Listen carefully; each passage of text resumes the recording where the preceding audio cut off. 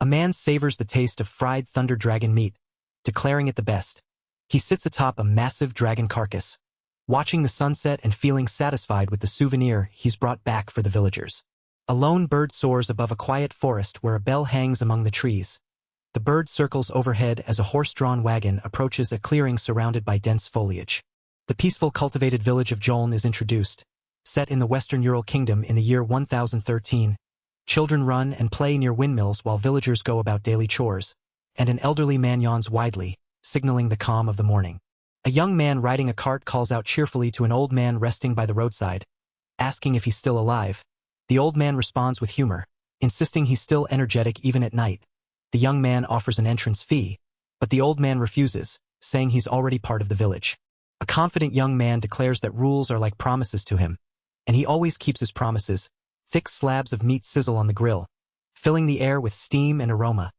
Several villagers eagerly devour the grilled meat, some drinking heartily while others bite into the juicy portions with delight. The young man carries plates piled high with meat and vegetables, announcing that tonight's feast is his treat and encouraging everyone to eat as much as they want. The crowd cheers, praising the delicious food and his generosity. A muscular man questions if he's really giving away so much meat, noting its high quality and asking what animal it came from. The young man proudly reveals it's from a thunder dragon, causing laughter and disbelief among the villagers who accuse him of lying, insisting no one could hunt a legendary dragon. A woman defends the young man, insisting he would never lie, while he nervously admits she's his only ally.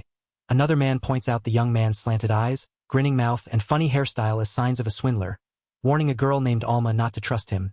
Alma's mother chimes in, telling her daughter to consider that the young man is rich enough to buy such high-quality meat in large quantities and is definitely a good catch. The villagers laugh and tease a man named Arnaud, who looks cornered by their accusations. The young man laughs awkwardly as the villagers joke about letting him marry their daughters, but he protests that this isn't the kind of deal they should be making. The crowd insists it will be decided by majority vote, while others accuse him of drinking too much. The lively gathering bursts into laughter and merriment, filling the room with warmth and camaraderie. Outside, the tavern sign sways gently under the moonlight as laughter echoes into the night, and the young man smiles quietly, watching the joyful scene unfold. A man carrying a large slab of meat asks if Kakyu will stay the night, and Kakyu eagerly agrees. A woman winces in pain while another man worries about her, insisting she should be resting. The woman explains the baby is growing energetic thanks to the meat brought, and a child excitedly asks when the baby will be born. She replies it should be in about a month. The man reflects on the upcoming month, planning to visit again after his next trip. The woman smiles warmly, confident the baby will be happy. He lies down exhausted, admitting he never imagined living such a normal life, but calls it a miracle. The narration shifts to a flashback. Long ago, the man lost his life in Japan and was reincarnated as a demon after being plunged into hell for his misdeeds. His life in hell was terrible, filled with constant threats and near-death encounters from various creatures and higher-ranked demons. The ongoing wars between Satan and Zeus made survival even more perilous. Despite this, he gained the wisdom and power needed to endure, though he struggled desperately for 2 years. The flashback continues, showing the chaotic, nightmarish world of hell with monstrous demons and destruction. The man's life was far from normal, caught in the crossfire of divine conflicts, but he fought to survive amid the endless turmoil. The supreme deities of hell and heaven, Satan and Zeus, confront each other with fierce determination. Satan mocks Zeus, vowing to end his life, while Zeus threatens to punish Satan. The man realizes he couldn't escape in time as the battle erupts around him. The clash between Satan and Zeus intensifies, their powerful strikes colliding with explosive force. The man reflects on how he thought he was dead for sure but recalls the grueling 2 years of effort he endured. A massive destructive blast shakes the surroundings. Awakening in a strange, lush world, the man understands he is in a different realm from Earth. He disguises himself as human and travels widely, pretending to be amnesiac while learning the language and culture from a village he found 3 years ago. Now, he lives as a traveling merchant. He feels blessed, almost as if living a dream, though it seems too good to be true. Bursting with energy, he declares his luck and strength, crediting his hellish experience for making him ultra-strong in this world. He considers this phase a bonus stage, likening it to an overpowered main character's development in light novels. He acknowledges his reward after surviving 2 years of literal hell. No longer fearing for his life, enjoying good food daily, and sleeping comfortably. Kakyu bursts out laughing, reveling in his slow, strong restart of life, declaring it what he's longed for and that it would be a crime not to enjoy it. Alma watches him with a small smile as he catches his breath, and Kakyu awkwardly accepts water she brings him, grateful despite his embarrassment. Alma urgently offers Kakyu a pair of leather gloves she made, explaining her father taught her how to make them to protect his hands from rope burns. Kakyu admires the perfect fit and vermilion dye, praising Alma's skill while she shyly giggles. She beams with happiness as Kakyu thanks her and promises to treasure the gloves. She proudly declares they are for her future husband, leaving Kakyu embarrassed but smiling. Alma bids him good night as she leaves, and he responds warmly. Sitting alone, Kakyu reflects quietly that as a demon, his skin is too tough for rope burns and he can't marry Alma. She joyfully jumps in response, but he remains somber, thinking about family and how demons do not age, meaning he would outlive any human children. He resigns to the reality that starting a family with humans isn't something he can take seriously. A peaceful village scene unfolds under a bright sky, with a wooden fence and a windmill in the distance. A muscular man holding a fishing rod calls out to Kakyu, inviting him to go fishing after he finishes eating. Kakyu, mid-bite, acknowledges the invitation. The man notes that Kakyu received the gloves Alma made, and Kakyu praises them. Sitting together, they talk as the man expresses jealousy, wishing he had a pair too. The two sit side by side fishing, when the man abruptly declares he won't give his daughter to Kakyu. Kakyu retorts that he's not a leprechaun and refuses to become the man's son. The man angrily asks if Kakyu thinks Alma isn't charming enough. But Kakyu's firm rejection earns the man's reluctant agreement. They relax again, with Kakyu wondering why Alma sees something in him, and the man teasing it's because Kakyu saved her life. The man explains Alma's frail health since birth, saying she was not expected to live past 10. He recalls how she always seemed energetic, but was mostly bedridden. He credits Kakyu's return with meat and spices for her improved condition, showing a flashback of Alma recovering. The man expresses gratitude from himself, the village, and Alma for Kakyu's help, despite Kakyu's modesty. Kakyu quietly reflects on the gratitude he's received as he catches a fish. The man shouts that Kakyu did unnecessary things and urges him to focus on either fishing or talking. Suddenly, the man catches a big fish and announces he's decided to join the army after receiving a draft notice from Central. The man explains that his army draft isn't sudden. He was always a reserve soldier. Demon activity has increased in the Ural Kingdom. He asks Kakyu to take care of Alma and the baby, Ars. If anything happens to him, Kakyu admits he didn't notice due to teleporting while traveling. The man reveals the request as a precaution. Recalling his father was eaten by a demon, a woman clarifies Ars is the name of the baby in Jewish belly, and she insists the next child will be male. Kakyu questions if the man truly wants to entrust this to him, and the man confirms he does. Kakyu silently grips a tool, then admits he won't make any promises as they sit overlooking the countryside. A wagon departs the village amid a small crowd. Kakyu hands over payment totaling 30,000 riel. Receiving thanks for his work, he tells Alma he'll return around the end of next month to see her brother. Kneeling, he calls Alma over, prompting her curious approach. Kakyu presents Alma with a dragon scale necklace as thanks for the gloves she made. Alma's eyes widen in surprise and gratitude.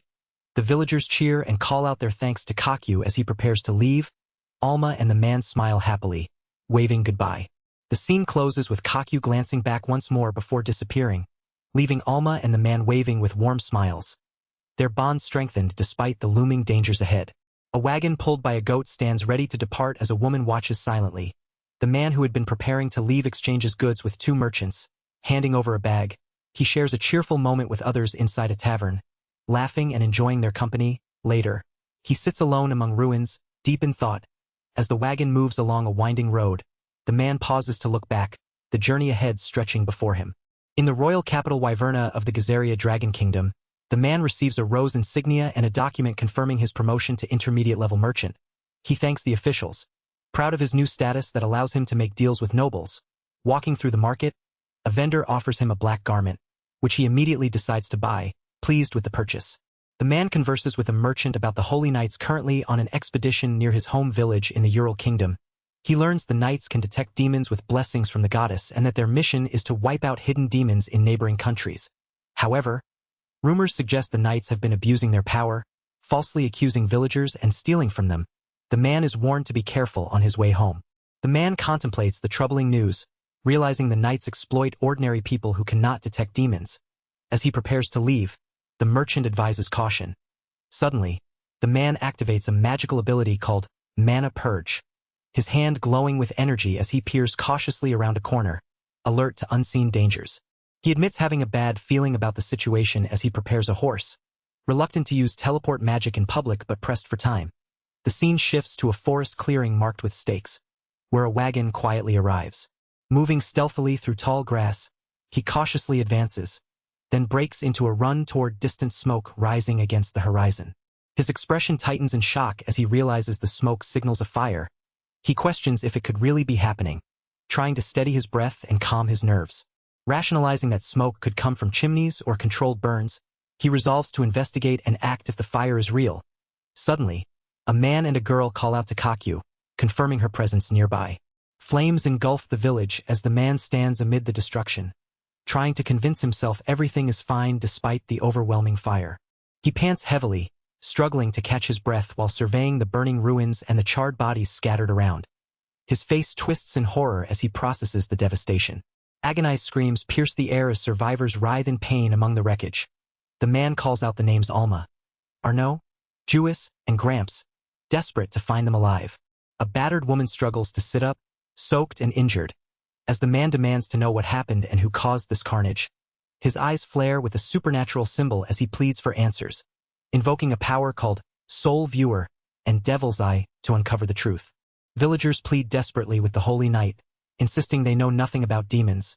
The knight accuses them of hiding the truth, pointing out traces of evil in the village and the presence of dragon meat, which only demons could defeat. He demands to know who brought the meat, accusing them of covering for someone. A man nervously begins to respond, but the knight cuts him off, declaring them servants of demons and ordering their execution. As the knights charge forward to kill, the man recalls how the villagers covered for him once again. He struggles with the cruelty of the world, questioning why such unreasonable violence occurs and why innocent people had to die. Tears stream down his face as he laments his failure to save anyone. Rage consumes him as he screams curses at the perpetrators. His face contorted with fury, he activates his supernatural powers, invoking the Devil's Eye and Soul Searcher, preparing to uncover the truth behind the massacre. His spiritual energy surges, sending a trail of glowing footprints that streak across the dark landscape. The path leads forward, illuminating the way as he pursues the source of the evil that destroyed the village. Mounted knights charge forward beneath a swirling, ominous sky, their horses pounding the ground as a glowing trail of energy bursts from a determined figure's outstretched hand, illuminating the path ahead. A radiant star shines high above, witnessed by various groups. A cloaked figure standing in a field, a trio of warriors poised for battle, and two figures overlooking a city from a balcony, all united by the star's guiding light. Alarmed knights halt abruptly, staring upward in shock as a massive, fiery explosion erupts in the sky. The captain's face twists in disbelief as the destructive force descends, leaving no time to escape. Amidst the ruins of devastation, a lone figure stands silhouetted against a towering mushroom cloud, reflecting on 2 years filled with loss, wars, starvation, and death. He recalls being dominated in hell, trapped beneath a monstrous demon's grasp, embodying a relentless struggle for survival.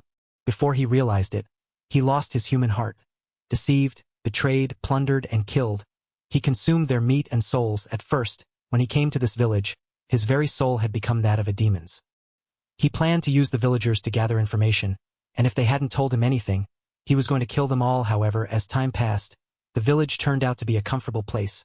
He finally laughed at something other than mockery and tasted good food. The hand that held his was warm, and everything became irreplaceable. He questions if Satan-sama intends to take away even that peace of mind from him, resolving that if he loses everything he ever obtained, he might as well not care anymore and not need anything. A dark, monstrous figure looms behind him, whispering to destroy everything. The demon laughs painfully, struggling to speak, asking if he remembers what he is. The man, trembling, calls out to Kakyu, denying the truth as the shadowy figure tightens its grip. The monstrous figure roars defiantly, declaring itself a demon as it unleashes a powerful strike that shatters the ground beneath it. A young girl lies injured, her body limp from the impact. Memories flash of a man and the girl holding hands, her tearful face calling out his name. He admits that this uncontrollable transformation is his true nature, even though he knows it is wrong. The girl shakes her head in refusal as the man kneels, apologizing for losing everything, including his only family. His voice cracks with anguish as he pleads, telling them they mean everything to him. Clutching the girl tightly, he urges her to listen carefully. The demon's agonized roar echoes once more, its eye wide and dripping, as the man holds on desperately to the last thread of connection. The demon's agonized roar echoes as it crouches, its monstrous form dripping with dark energy. The man, covered in black liquid, pants heavily, reaching out toward a locked chest. His trembling hands grasp the chest's latch, desperate to open it. Inside the chest, a baby stirs, crying out in surprise and fear. The baby wears a pendant, its wide eyes filled with innocence. The man, still panting and covered in dark stains, asks when the baby will be born, wondering aloud if it will be in about a month. Tears stream down the man's face as he insists the next baby will be a boy, certain of it despite not knowing the current baby's gender. The baby questions if the man truly wants to entrust him with that responsibility, and the man quietly affirms. He then calls out the baby's name, Ars, with aching emotion. Against a ruined backdrop, the man solemnly declares an unbreakable oath, pledging to raise the demon Kakyu's child, Ars, as his own son and the happiest person in the world. He binds his soul to the promise, holding the baby close as he apologizes for past failures and vows to keep this new promise to Arno. The man lifts the baby Ars gently, promising he will live a happy life. He swears his promise is absolute, holding Ars high against a glowing sky. In the Earth-Hell realm, two demons play chess, mocking the idea of a demon using their own soul to make a contract. One demon recalls the lesser demon stranded in another world because of the other, noting he hasn't died in 2 years and had potential. The older demon declares he will burn hell down and destroy all familiars, warning Satan to remember this. The younger demon mocks him, pointing at the human the idiot picked up, calling him a shitty geezer. The older demon reflects on the irony of the situation. The man with the baby declares that child will kill the geezer in the future. He walks alone through a graveyard, pondering what kind of path the demon and a human child will walk. In the demon realm's emperor's palace, a figure kneels before the throne, asking if the event truly happened. The demon emperor Zel Melkino's Lucifer confirms, explaining that his subordinate, who tracked the knight's movements, witnessed it firsthand. The demon emperor contemplates the caster's power, concluding it must be equal or stronger than himself. His advisors urge silence and respect, while another subordinate reports forming an investigative unit of insect lords skilled in research. The emperor orders all lord subordinates to avoid involvement in the matter. A woman admonishes a man named Hades to show respect to the demon emperor in public. Hades mocks the emperor's weakness and offers to investigate personally. The emperor reflects on the attackers hiding from the heaven realm and erasing their tracks, vowing they will fall into his hands one day. In the human realm's Calamira Church Nation, a grand procession greets the arrival of Saint Sama, who holds a baby. The crowd cheers, admiring her and the child. A woman expresses relief and hope, believing Saint Sama will find a hero to save them, despite recent terrors in Ural. The Church Nation Knight's captain, Sword Saint Zed Kruger, declares this a joyous day as the masses celebrate the birth of Saint Sama's successor. The 58th Pope of Calamira Church, Arlius de Calamira, acknowledges the hope Saint Sama brings as a saint and a father, feeling a weight lifted from his shoulders. The captain warns that the birth signals political strife, noting the aristocrat faction's displeasure, and that danger is approaching the human realm. The Pope solemnly confirms the threat but reassures that Saint Sama and her child will guide the hero. He calls for prayers, invoking the goddess's blessings as the grand procession continues through the cheering crowd. Meanwhile, in Jojin village, Kakyu greets the goats he teleported from the village to milk for Ars. He reflects that it has been a month and a half since adopting Ars, and that milking the goats has become part of his morning routine. Ars appears perfectly healthy and full of energy, climbing eagerly as Kakyu struggles to carry milk pails. Kakyu scolds Ars for being too energetic and wonders if babies really move this much after 2 months, while Ars cheerfully reaches out, undeterred. Ars suddenly cries out loudly, struggling in his arms, and the father hurriedly tries to calm him. Guessing he must be hungry, he begins boiling water to prepare homemade baby milk, explaining that being a papa for a month and a half has taught him how to make it without issue. He carefully sterilizes the bottle with magic and cools the milk to body temperature, ready to feed Ars. As Ars drinks, he spits the milk out in disgust, causing his father to ask if it tasted bad. The father reflects that goat milk varies in taste, so he sometimes adds nut jam and sugar cubes to improve it. Determined, he prepares to try again to refine the flavor for his picky child. Ars suddenly spits out the milk again, startling his father, who rushes to change his soaked clothes. Despite the mess and Ars's restless movements, the father refuses to get discouraged, clenching his fists with resolve not to be defeated by these challenges. He admits honestly that raising a child is much harder than expected. Despite his 2,000 years of experience mastering magic in hell, he thought he could handle it smartly, but reality hits hard. He tries various spells, one to make Ars laugh, another to clean clothes, but admits he doesn't know any spells to stop the baby from crying. He concludes that mothers truly are important figures. Ars sleeps peacefully, his small chest rising gently as he rests. His father gazes at him with tears of joy, overwhelmed by his son's innocence and purity. He wonders if Jewess and Arnaud feel the same way about their children, longing to show them something special but unsure how.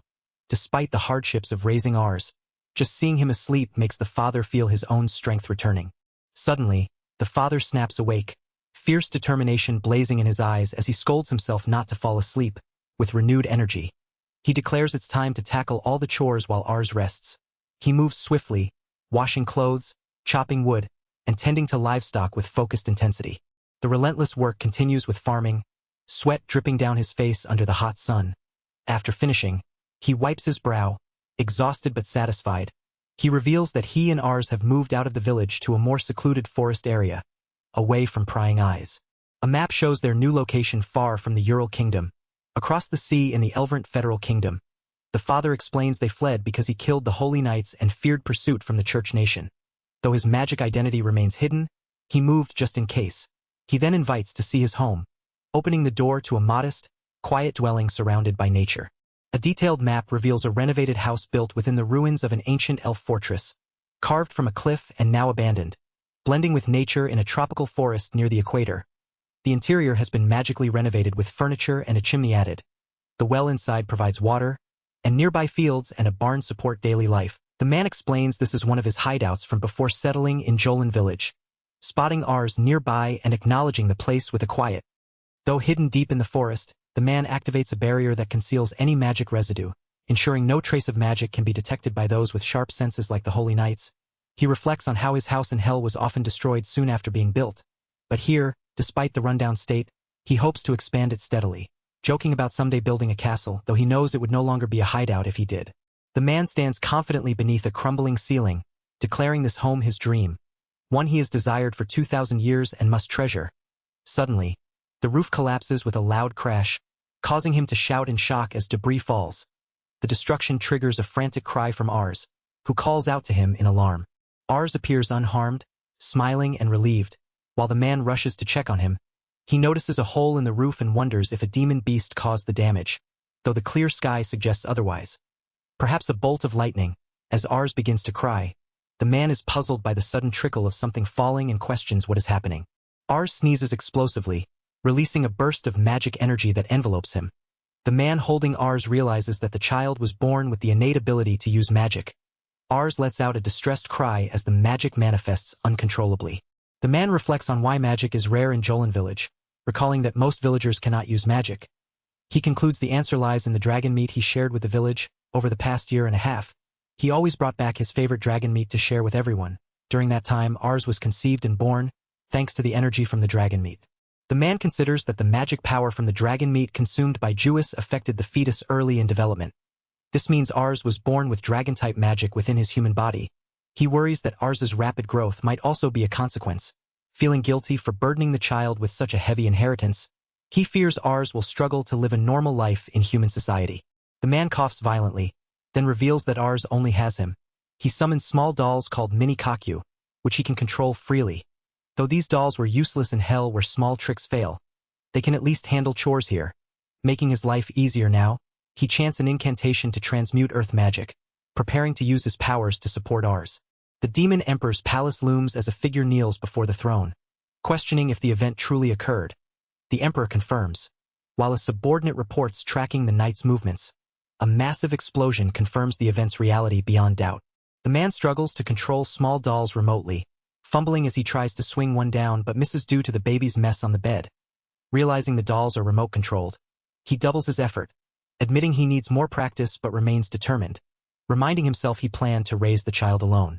Reflecting on the chaos of war and rivalry, he vows to raise the child well, urging the baby to look at his father's back as a symbol of strength. Outside, ominous birds gather near the fortress walls, hinting at looming threats. 2 weeks later, exhaustion weighs heavily on the man as he soothes the crying baby through endless cycles of feeding, cleaning, and chores. He struggles to find time for magic repairs or rest, haunted by the child's uncontrollable powers. Thunderous cries, water blasts, explosions, and tornadoes, despite his fatigue and desire to sleep. He steels himself, refusing to lose spirit and promising to protect and nurture the child no matter what. A young man confronts his father about yet another school transfer, questioning how many times this has happened. The father insists it's necessary for work and urges him to study instead of working part-time. Despite the son's protests that he likes his current school and can earn money on his own, the father warns him not to decide his future alone, emphasizing this is for his own good. The son shouts in frustration that he never asked for this. The young man calls out desperately in an empty room, his voice echoing. A shrine with a family photo and memorial items hints at loss. He quietly recalls his mother with a bittersweet smile, clutching the photo as memories flood back. He wakes with a start, rubbing his eyes as if shaking off a dream. Shadowy goblin-like figures loom behind him, their presence menacing. Suddenly, one lunges with a blade, forcing him to snap into alertness, wide-eyed and ready to react. He bursts into action, dodging and sprinting through a ruined room. Confused, he wonders how long he has been asleep, spotting goblins nearby. He calls out urgently for Ars, desperate to find him as the creatures close in. Shock floods him as he realizes Ars was kidnapped right before his eyes. His eyes sharpen with determination, activating his devil-eye ability. He bursts out of the building, sprinting into the night, guided by his soul-seeker power. His legs pound the ground as he questions his exhaustion and failure to notice the goblin infiltration. Rage boils over as he rejects his father's words about raising Ars alone. Desperation fuels his frantic plea for Ars's safety. The jungle thickens around him as he calls out urgently for Ars. Nearby, a young woman stands poised, holding a baby while fending off goblins. The man pushes through the undergrowth, eyes scanning for any sign of his friend. A determined demon girl with horns and sharp eyes steps forward. Her presence commanding, the man freezes, stunned by her appearance. His expression a mix of awe and concern as he watches her intently. The man's eyes widen as he spots a dark elf holding the baby. He wonders why a slave like her would be here. The baby suddenly calls out, "Dada!" With a bright smile, catching his full attention, he nervously tries to communicate but realizes the man nearby doesn't understand him. The man apologizes, explaining he can't understand the language, but quickly acknowledges the man's understanding when he gestures. An older man steps forward, explaining they were on their way to the holy city when they encountered goblins carrying a baby. He asks the dark elf, Urza-san, to return the child to his father. The man apologizes to Ars, expressing relief and concern, admitting it must have been frightening. Urza looks on silently as the man reaches out to Ars, who seems confused by the gesture. The dark elf questions the man directly, asking if he is truly the child's father. The man, surprised, asks if she knows where they are. She explains they are in the Vokle Great Forest, an unexplored jungle where a fire dragon is said to live, a place people avoid. The man listens intently, absorbing the gravity of their location. The dark elf continues, noting the old road they are on is far from the main path, making it natural to suspect a foreigner with a child might be a kidnapper. She demands once again if he is really the child's father. The man reflects inwardly, admitting he's been avoiding the question, doubting if he's a proper father figure to Ars. He admits he doesn't know the full story but insists there is one thing he can say for certain, holding the baby. The dark elf apologizes for withholding details but reveals that to him, the child is the most precious person in the world. The man apologizes for overstepping and thanks her for saving his son. Acknowledging her doubts are reasonable, she quietly apologizes for asking such a question and bids him farewell. He responds that there is no need for thanks. He considers himself just a slave. The dark elf bows behind bars as the man watches, reflecting that he had noticed something troubling but chose to ignore it until she asked. He admits he has been raising Ars alone for the boy's sake, denying it's for his own, though the truth weighs heavily on him. He confesses his fear of losing those important to him, including Ars, and that he involved Ars in this lonely life out of selfishness. He questions if this is what a father should do. Knowing the pain it causes, he regrets denying Ars the chance to experience friendship, love, and dreams. A gloved hand rises with determination as he vows never to lose those important to him again, promising to protect them no matter what. Holding the baby Ars up with a bright smile, he commits to fulfilling his promise and becoming Ars' true father. He leans close, asking the child what he wants him to do. A warm family moment unfolds with a smiling man, woman, and child together. Tears well in his eyes as he acknowledges the truth in his heart, accepting the path he must take. The child joyfully calls out, "AI!" As the man promises to do his best for him. They set off on a journey, determined to find someone who will become part of their family. Meanwhile, a woman behind bars contemplates the search for a mother, her expression serious as the man looks ahead with resolve. The group celebrates stealing the dragon's eggs, but a cautious voice reminds them they must still escape alive. They press onward through the forest, aware the dragon might still be pursuing them. One member reassures the others that a magical barrier hides their presence and aura, keeping them safe for now. The dragon lies trapped in the waterfall basin, unable to escape despite its fiery nature. The group sacrificed combat slaves and powerful demon apes to ensure the dragon's defeat. They discuss the value of the stolen eggs and the need to negotiate their share with the boss, preparing to move forward with their prize. Suddenly, the dragon's basin evaporates, and the dragon takes flight, catching the group off guard. Panic spreads as they realize the dragon is heading west, but the barrier still conceals them. Relief comes with the dragon's failure to notice their presence, though uncertainty lingers about where it has gone. The dragon soars toward a town, threatening its destruction. A mocking voice laughs at the idea anyone would care about the town's fate.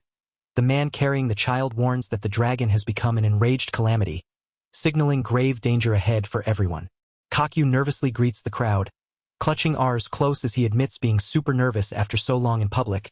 He introduces Pomola, a bustling port town along the Elbit River, about 80 kilometers south of his forest hideout.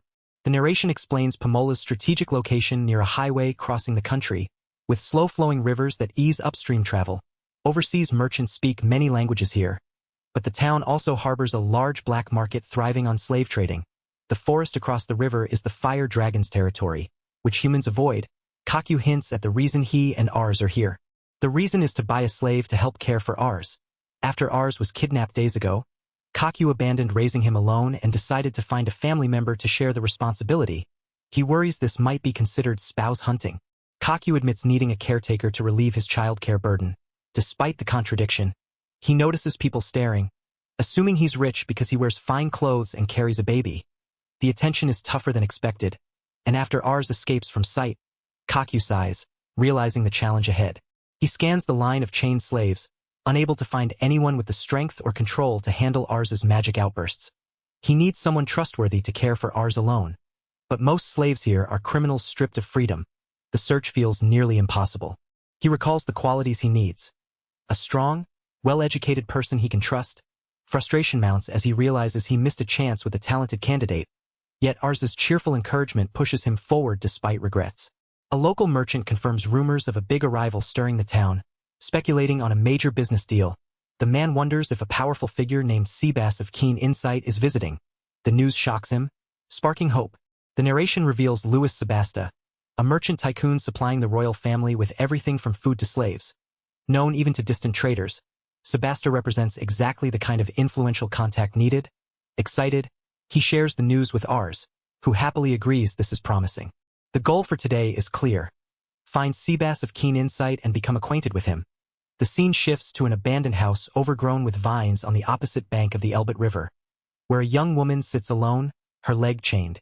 Her thoughts drift back to a time when she trusted a man deeply, wondering why she was able to do so. Memories flash of a boy and a polite apology, revealing a moment of lost trust in others' words. A shadowed figure approaches, informing her that the ship is ready. She looks up, her expression serious and determined. A stout man bows and acknowledges her command with a firm understood. He then respectfully greets someone named Seabass-sama with a warm smile. Meanwhile, a man dashes through the streets, carrying a child, shouting angrily at someone for burning down his store. He hurriedly apologizes, blaming his son's sneeze for accidentally setting the fire. But his frustration is clear as he confronts the culprit.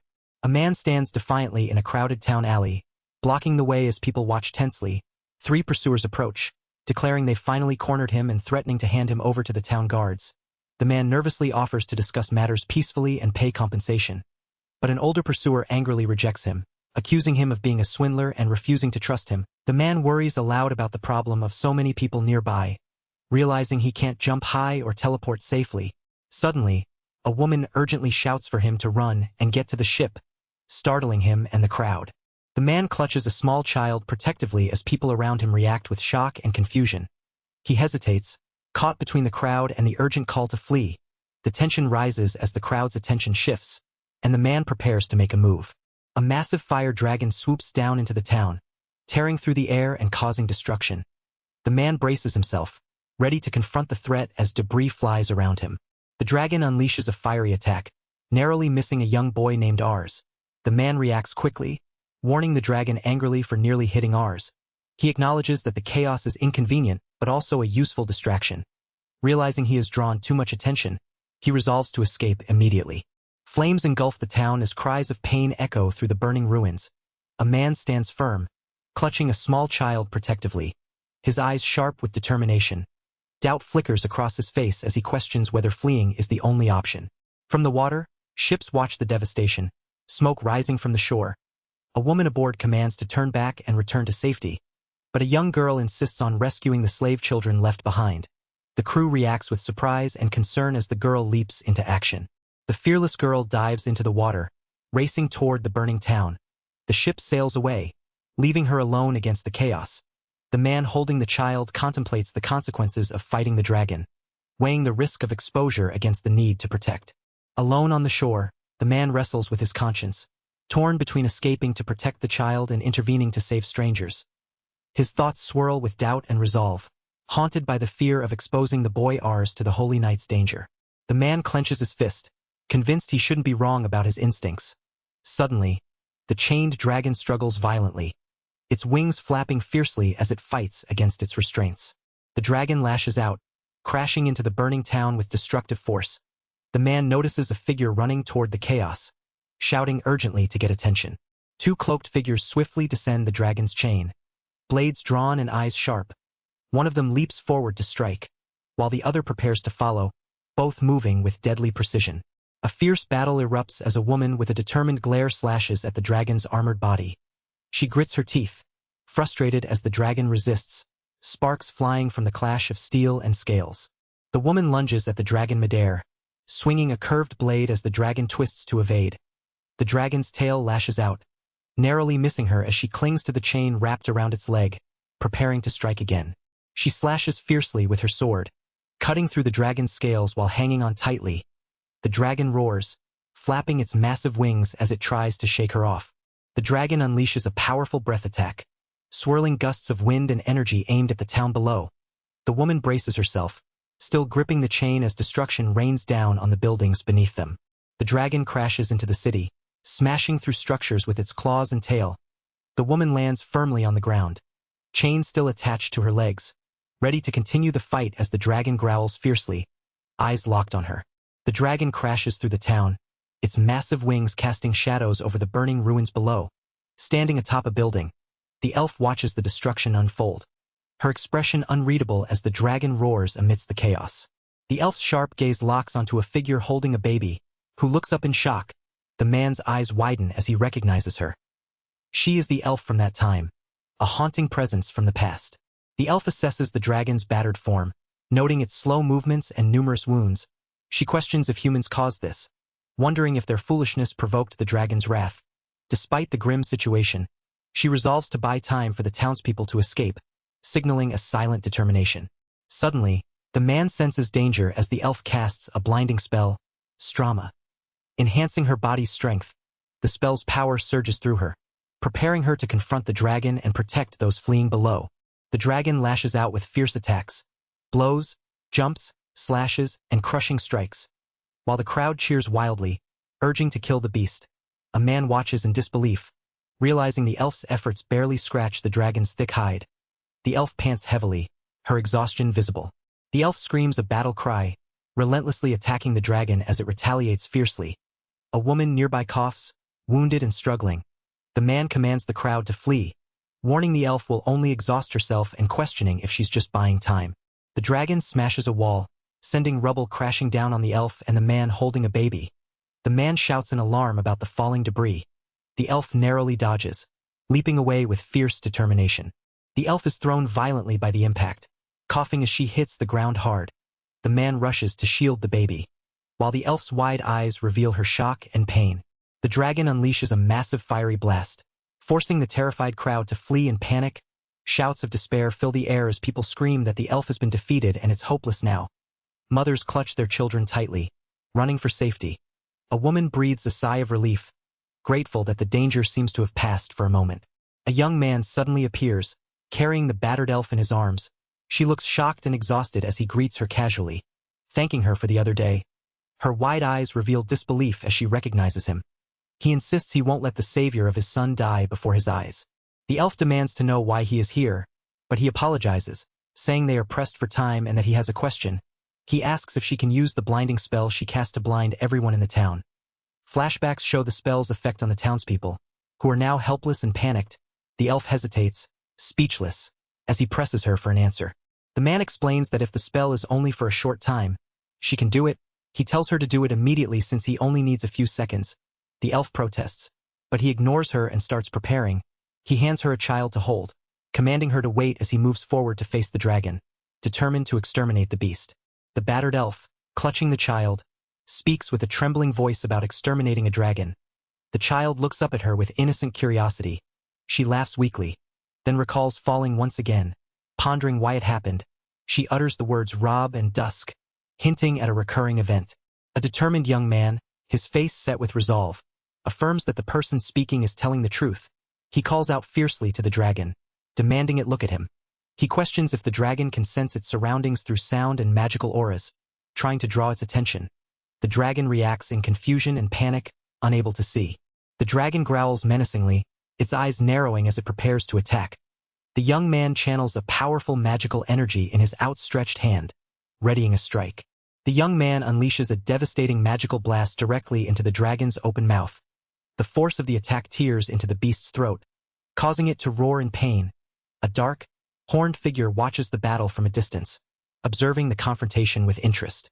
The elf woman, battered and holding a small child, freezes in shock as a dark swirling portal appears behind her.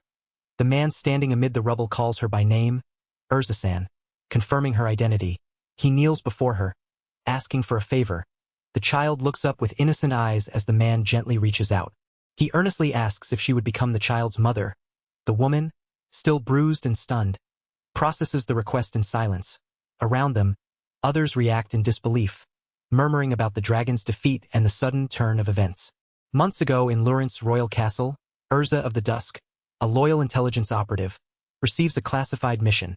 A man standing before a grand banner informs her of a secret meeting tonight between a Dark Guild's merchant and a noble at the Old Knight's quarters.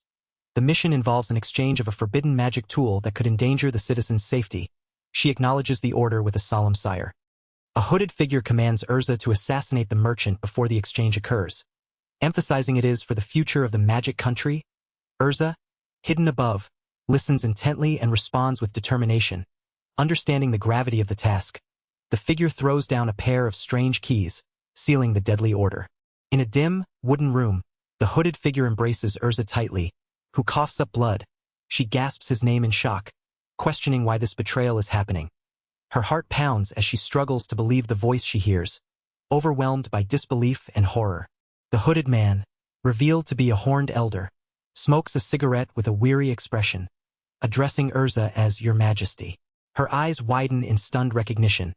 The final panel shifts to two sinister figures smiling darkly, hinting at deeper conspiracies behind the assassination order. The court declares Urza of the Dusk guilty of high treason and sentences her to be enslaved. She protests, shouting that His Highness Eliad personally gave her the classified mission. But the horned elder silences her and insists Eliad was abroad that day. Urza is forcefully dragged away as she pleads for her innocence. Urza desperately warns that this is a conspiracy and urges investigation to protect the royal family. She calls out to her brother, begging him to look into the matter. Her voice falters as the door slams shut behind her. In a prison cell, Urza reflects bitterly on the situation. The king lies in a coma, and though alive, the political climate is tense. Rumors say the Shadow Clan's vengeance prevents her execution. She realizes she was set up, burdening Seabass with a difficult task. Her thoughts spiral through betrayal, confusion, and heartbreak as she recalls her loyalty and respect for the king. Memories flash of the king affectionately patting Urza's head, contrasting with her current shackled hands. She admits she nearly killed the man she once loved like a father. Her expression hardens with resolve, declaring the betrayal unforgivable and herself unable to forgive. An elderly man unlocks the cell door, addressing Urza by name. She sits restrained inside, listening as he explains they are headed to Elvrant, an elven country where someone might be interested in buying her. He instructs her to avoid the main road and take a less-traveled path through Nagraja to bypass inspections. He warns her to be cautious of magic beasts along the way and places his hopes on her survival. A flashback shows a small child crying, wishing to atone for past mistakes. Urza reflects on her desire to atone and wonders what she must do to achieve it. She quietly thanks someone, but then immediately denies any hope, insisting she is just a slave and does not deserve forgiveness. A man kneels before Urza, holding the small child's hand and asking her to become the child's mother. Urza's eyes widen in shock and disbelief, tears welling as she processes the unexpected request. The scene shifts to the present in Pomola port town of the Elven Federal Kingdom, showing a devastated street with smoke rising. Urza and the man stand awkwardly, both sweating nervously. The man panics internally, realizing how his proposal sounded like a marriage scam, and berates himself for his poor choice of words. The man awkwardly tries to clarify his earlier words, stumbling over his explanation and insisting he didn't mean it the way it sounded. Urza and the man both sweat nervously as he struggles to rephrase his proposal. Suddenly, Urza and the man both shout in surprise upon seeing Seabass approaching. Seabass greets them politely, asking if he is disturbing them, causing both Urza and the man to blush in embarrassment. The man quickly denies disturbing them, insisting he wouldn't dream of it. The scene shifts to a ship sailing on the sea, with the man expressing surprise at seeing the dragon's corpse.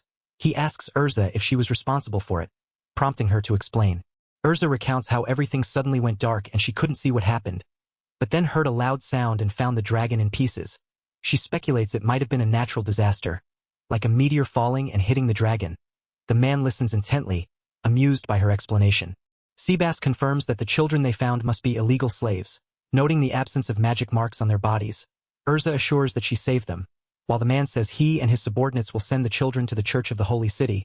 Urza looks conflicted as the man asks if she would like to buy one of the slaves. Seabass introduces himself as Kakyu, a mid-level merchant from the Ural Kingdom, and requests to confirm something with Urza before proceeding. He asks her to become the child's mother, explaining he wants her to be his wife.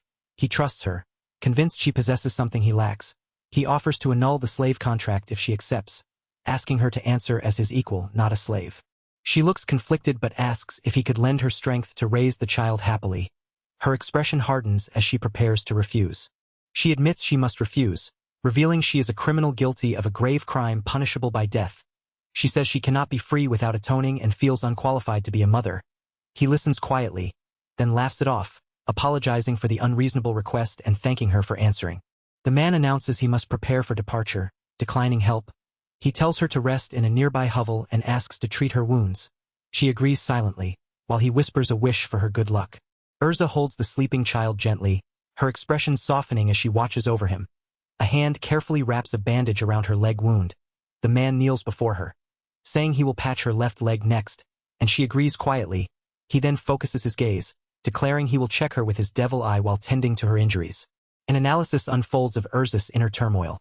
Her soul is in distress, burdened by deep regret, guilt, and lingering loyalty to someone who betrayed her.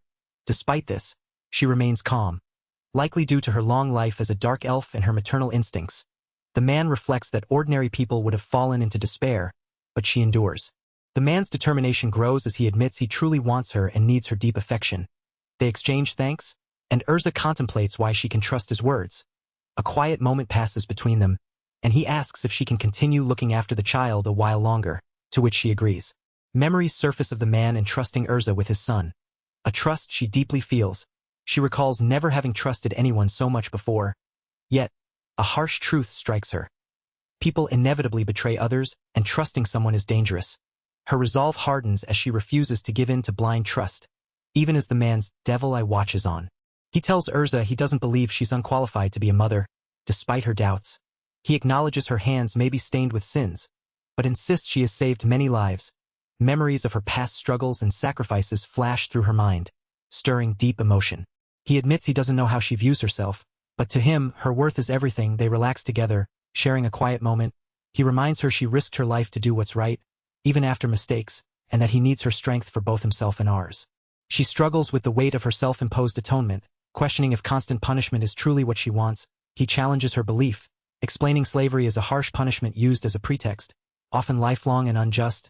The marks of slavery correspond to different crimes and conditions, some equivalent to death or normal penalties, others to debt. He asks if such endless punishment is really the atonement she desires. She clenches her teeth, overwhelmed. She angrily rejects the idea of living happily with him, insisting she would rather endure punishment than give up on making amends for her sins. Her resolve to atone through suffering remains unbroken. She screams that someone strong like him could never understand her feelings, tears streaming down her face. The child cries softly. He quickly comforts her, apologizing for raising his voice. While gently soothing the child, he smiles calmly, reassuring her with quiet kindness. He boasts about being very strong but admits he's not good at caring for ours or changing diapers. She looks down, explaining she got distracted and needed help when her son was kidnapped. The child cheerfully insists that just being powerful or honest alone isn't enough to live well, so they must help each other. He energetically offers to help her atone and asks her to tell him what she thinks she should do to atone. Confident it will come from her, she listens intently, clutching her chest in surprise. The scene shifts to a classroom where children study under watchful eyes. A man explains that her atonement comes from the justice she believes in. She questions managing an orphanage herself, and he confirms it is her atonement. He reflects on his 1,000-year reign, forced wars, and the many children who lost parents, emphasizing the heavy burden she carries as part of this legacy. A stern man warns Urza that there may come a time when she must dirty her hands for the country's sake, urging her not to forget this. The child beams brightly, declaring that Urza's power is for the future of the children. Tears well in Urza's eyes as she realizes her justice and contemplates what she must do to atone for her crime. Determined, Urza vows to carry on the late king's will and create a future where children can laugh happily. A man smiles confidently, acknowledging their aligned interests and suggesting they start by making their child laugh happily. Urza hesitates but then reaches out her hand. The man mirrors the gesture, and their hands meet firmly. He reassures her not to worry, promising never to betray her. She looks up, surprised but resolute, as he pledges to prove his loyalty. They clasp hands firmly, standing united as the scene closes on their pact. Smoke rises from burning ships near the shore as a tense atmosphere fills the air. A man urgently calls out to the ship's president, demanding action. The president, calm but sweating, confirms he is ready and instructs to steer the ship.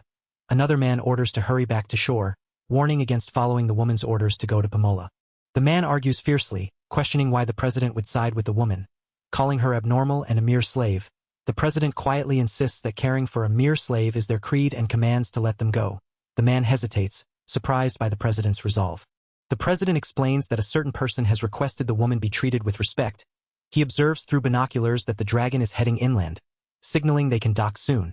The man gulps nervously as the president declares their mission to save the children.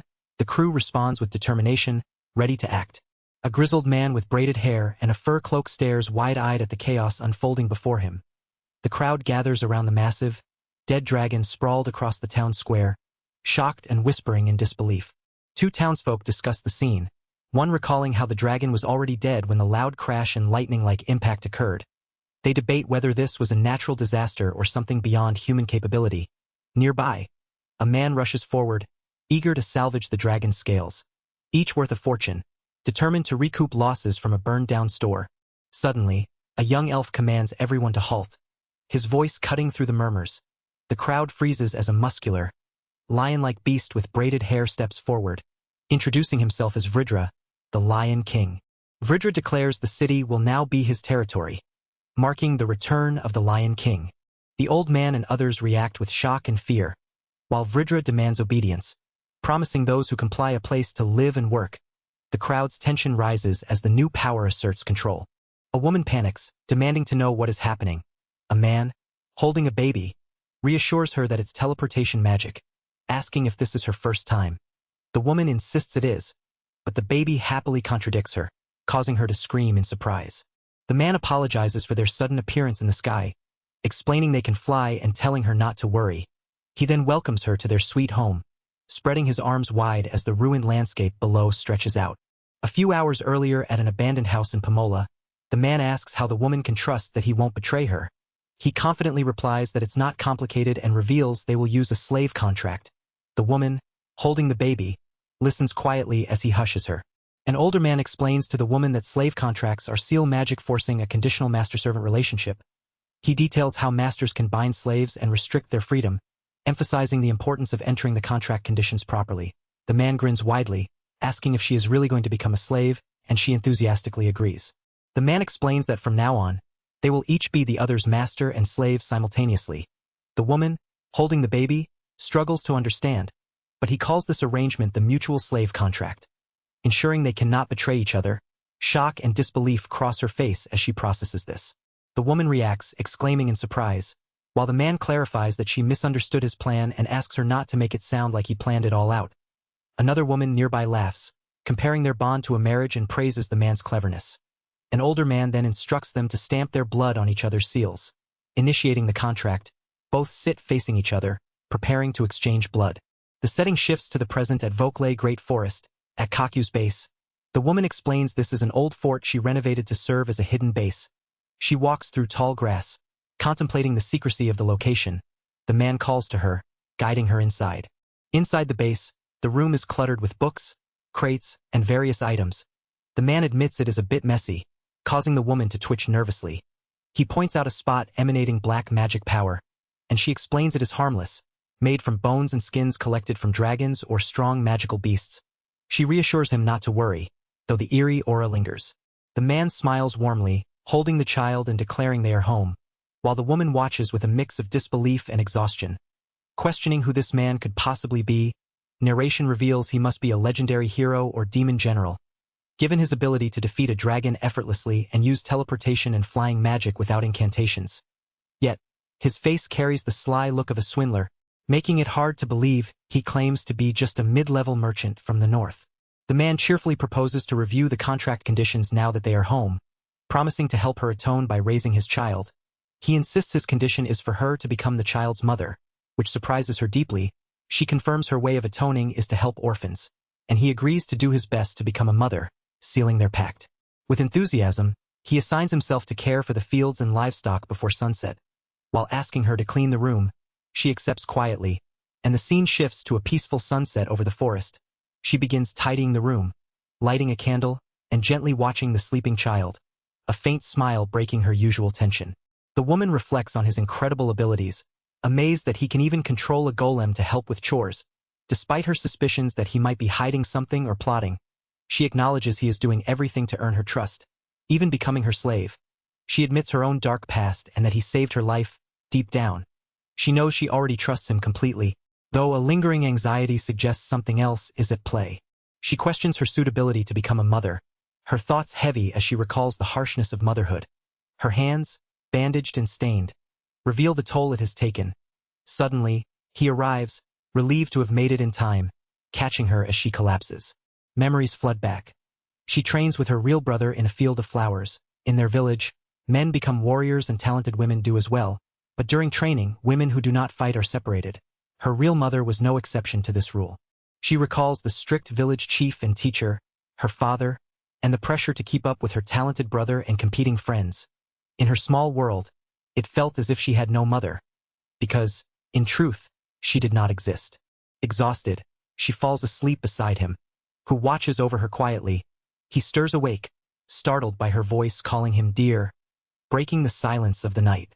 He wakes up groggily, crying out how hungry he is.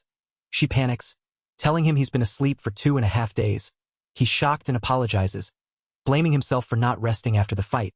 She insists it wasn't his fault and urges him to stay still, noting he still has a slight fever. He asks if there's magic he can't use, and she confirms there is. He smirks, imagining how amazing it would be if he could use all kinds of magic, while she watches him with wide eyes. He announces it's time for milk, then hands her a small doll, explaining it's a portable mini Kaku with a spell allowing communication over distance. She finds it convenient as he reveals he prepared warm vegetable soup for her to eat as soon as she wakes.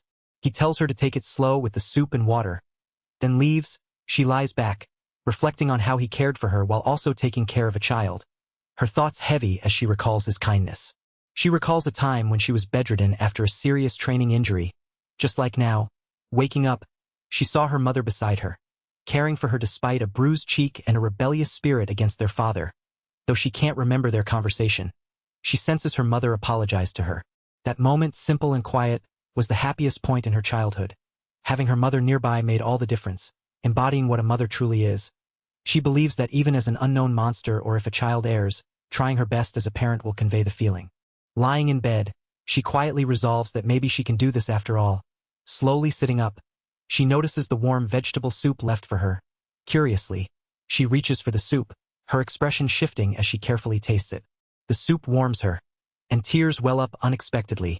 She quietly admits to herself that it's delicious, touched by the care behind it. The morning light reveals a fortress built into a rocky cliff. A man greets a small child climbing on his shoulder with a warm smile, calling her his dear. The woman in a maid's outfit appears, greeting them calmly. The man panics as he notices the child hasn't worn her diaper, rushing after her through a chaotic, messy room strewn with overturned furniture and scattered items. The child dashes toward a large hole in the wall, prompting the man to shout for her to stop. He catches her just in time, but the woman stands silently, eyes wide with concern as she surveys the damage. She senses something deeply wrong with their situation, her expression darkening with unease as the rubble settles around them. The woman announces the start of the first family meeting, declaring the topic, Young Master R's Magical Rampaging. The man confirms with a serious expression. Rs gleefully reaches out, calling Daa in excitement. The woman sweeps outside as birds scatter in the morning light. She gently wakes the man, reminding him it's morning and that he needs to take care of the stable. He groggily stirs but is pulled up by the woman's firm grip on his clothes. The woman busies herself with chores, carrying water and scrubbing floors, while the man tends to goats. Narration reveals it's been 2 days since Urza recovered from her fever, and daily life has changed dramatically. The man's training progresses smoothly as he controls his mini cacus. Though only 2 at a time, dividing chores grants him more free time. The man praises the woman as an amazing helper with vast knowledge who can do everything. She smiles warmly, saying she's come to take the goat milk. Rs excitedly recognizes the milk as his. As the woman feeds Rs, he drinks eagerly, but suddenly spits it out, causing her to react with surprise and discomfort. The man feels overshadowed as Rs grows closer to Urza, watching the maid hold the child with a gentle smile, determined. He vows not to lose and sets to prepare breakfast with fiery resolve. He calls out for the meal to be eaten, presenting a horned boar's steak with reverence and gratitude for the goddess's blessings. The maid tastes the food and declares it delicious with heartfelt joy. The man bites into his portion, reflecting on years of hard work to endure harsh ingredients from hell. Though it seemingly failed, his expression twists in shock and disbelief as he realizes the taste is bad, sweet instead of salty. Questioning if he made a cliché mistake, the maid apologizes politely, confused by the contradiction to her praise.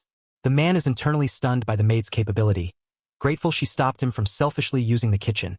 She explains that each family has their own inherited taste, smiling serenely. He slumps in his chair as she asks about his plans for the day, mentioning testing magic to catch bugs in the field. Suddenly, a cheerful figure arrives, offering to take over the task. The man gently comforts Rs, teasing about needing to poop as the child squirms energetically. Laughter fills the room at Rs's liveliness.